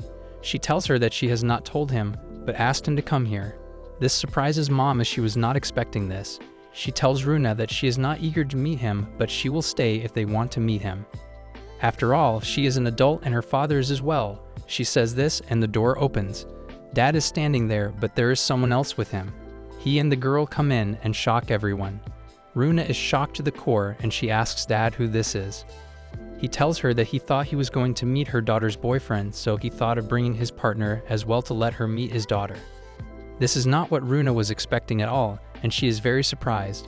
Mom and Maria are as well, and they cannot believe what Dad is doing. Mom asks Dad if he is going to remarry. He says yes, and it crushes Runa's heart. She starts crying and no one can stop him. Everything is messed up now, and the dream Maria and Runa had is crushed. Runa is the most affected one, as this is her father who did not tell her about this. She was planning on surprising him, but instead he surprised her. This is a twist I was not expecting, to be honest. Outside, Runa is still crying, and the dad just left with his partner. Mom and Maria come and comfort Runa, telling her that they have to take it slow, or maybe they do not have to be like this at all. Runa can come to visit her mother whenever she wants. Saying this, MC tells them that he will take care of Runa and walk her home right now. Maria and Mom leave, and MC and Runa are alone now. They go home, and now they are sitting quietly in the living room. MC looks at Runa and sees that she is totally quiet after what just happened. He knows she will be so shocked seeing her father abandon her like this. She was hoping to do something good for him, but he betrayed her like this. MC has no idea what to do now, and he gets up and tells Runa that he is going to go home. But Runa grabs his pants and tells him not to leave her. She tells him that she is very alone and she does not want to feel this way. MC tells her that she is not alone, she has her father with her, but he is not. She tells him that her father said to him about going to some place after work, and he is not coming home till very late. He is probably with that woman, and Runa does not want to think about that right now. She begs MC to stay for the night and not let her be alone. MC looks at her and she looks gorgeous. He cannot hold back anymore, but he has to. For Runa, he cannot do anything without her will. He respects her very much, and he would never disrespect her like this. He talks to himself in his mind and says that he is not going to do it, but it comes out as he is not going to. Runa feels like he is telling her that he is leaving and not staying. MC gets up and Runa hugs him, begging him not to leave her alone as her father did. She pushes MC a little and he trips and falls back toward the door. He accidentally touches the light button and the light turns off. It is dark now with Runa and MC against the door. This is a very suggestive position for MC, and he cannot hold it anymore. Runa tells him to hold her tightly with him, and he does that exactly. He hugs her very tightly, but after some seconds, he feels warmth coming out of Runa's body. He takes a look and notices that she is sick. He freakingly finds a thermometer to check and sees that her temperature is 38 plus. She is very sick, and he has no idea what to do now. He thinks about calling an ambulance and taking her to the hospital, but no, he has to do something at home. He picks her up and gets her to her bed. On the way, Runa is almost passed out, and in some senses, she tells NC that he smells really good and she loves that. He puts her in her bed and puts a blanket on her. Her leg accidentally remains uncovered, and this freaks him out a lot. He covers her entirely, and now he starts to do the wet wipes. Wow, everyone should have a boyfriend like this. He looks at her and thinks to himself about how lucky he is to have her. She is the only girl in his life, and he is going to protect her no matter what. He would never let her feel any pain and always stay by her side. Saying this, we turn to Nicole. She is working her part-time job right now. We see Nishi, who tried asking her out today, waiting for her outside. He is practicing what he is going to say to her and comes up with something really cringy. Nicole is working when her boss tells her that she can pack up and shut down the place now as no customer is coming. She gets happy and does that. Going out, she is walking and Nishi comes behind her. He thinks to himself that this is the only chance he is going to have, and he should make good use of it. He goes for it and runs toward her. But something happens, and we see Nicole stop for a bit, turn, and run back. She runs towards something, and Nishi is left surprised as to where she is going. She runs to a hotel, and the receptionist is also left speechless, seeing she did not let her greet her entirely and go past her. Nicole is trying to find someone, and she is searching class after class. And finally, she finds the person she was trying to find. It is Sakaya, and he is taking a nap on the table when Nicole enters the room and walks toward him. She comes up to him and without any hesitation tells him that she will be waiting for him. She will be right here, and when his exams are over, he can come for her as she will be right here for him. This shocks Sakaya, and Nicole leaves. She goes out and takes a breather that she said what she wanted to say. Sakaya comes out and he stops her, asking if she really just came out here to tell him what she felt. Saying this, he puts her muffler on her, and these two are together again. She starts crying, and we see Nishi watching from a distance. He knows she is happy with him and leaves there. He is walking when Ichi calls him, telling him that Ken's live stream is about to begin. He gets excited, and both of them enjoy Ken's live stream now. On the other hand, we see Runa's friend making sure that Ichi looks exactly like her crush, and she is right. He does look like him, and she thinks about dating him now. Anyways, we cut to Maria, and she is thinking about how Runa might be doing. She knows she is in good hands as she is just like MC. MC is a protective person, and these two are a perfect match. The next day, MC and Runa wake up and she is feeling a lot better. They are enjoying their Christmas morning together, and Runa loves this. She is happy that MC stayed the night with her, and MC has the same feelings. Suddenly, Runa remembers that she has a Christmas gift for MC and gives it to him. These are some amulets, and Runa tells him that she was about to get the study ones, but Nickel told her not to. She thinks if you study a lot, you are going to break soon. MC loves these and promises to use them every time. Anyways, he has a gift for her as well and gets up to get it. He changes into a Santa costume and comes out with her gift. Doing the signature ho ho ho, he gives her the gift, but Runa is quiet, just looking at him. He thinks he is embarrassed, but Runa starts laughing happily. She is happy with what MC did for her, as her dad used to do this for her. She takes the gift, and it is a moonstone, just like she already had. She loves this gift and tells MC that she is happy with the way things turned out to be. She has also started to be happy with her father's happiness. MC loves how she feels now. After a little while, MC leaves and Runa gets on a call with Nicole. Nicole asks her how her night went when she explains everything. She is happy with the way the night went as MC was with her. But one thing is stuck with Runa, and that is that MC did not try to do anything naughty with her while she was passed out. Nicole tells her that it might be because she was sick, and he cared about her. She also knows that MC is a good person and would never do anything to mess up Runa's respect. She tells her that she is feeling this way as she also wants him to do something. Runa agrees with her and tells her that she randomly starts to think about what MC would be doing to her in her room and other naughty things. Nicole knows this feeling and tells her that this is because she is feeling love for the first time.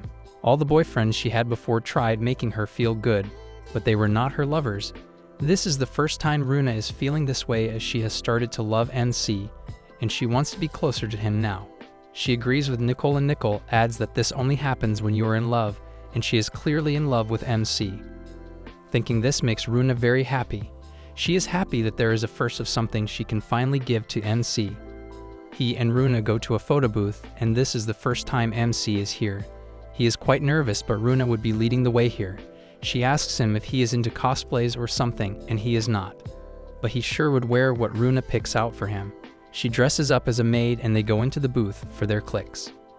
They have to pose as a cat, and after the clicks, Runa gets closer to MC and tells him that she wants him to look at her with his naughty eyes. He can say and think whatever because, after this, she wants to do it with him. Hearing this blows MC's mind as he has been waiting for this moment for a long time. Saying this, Runa kisses MC on the cheek and the picture clicks. The way this ended was pretty satisfying, but still we did not get to see MC do it with her.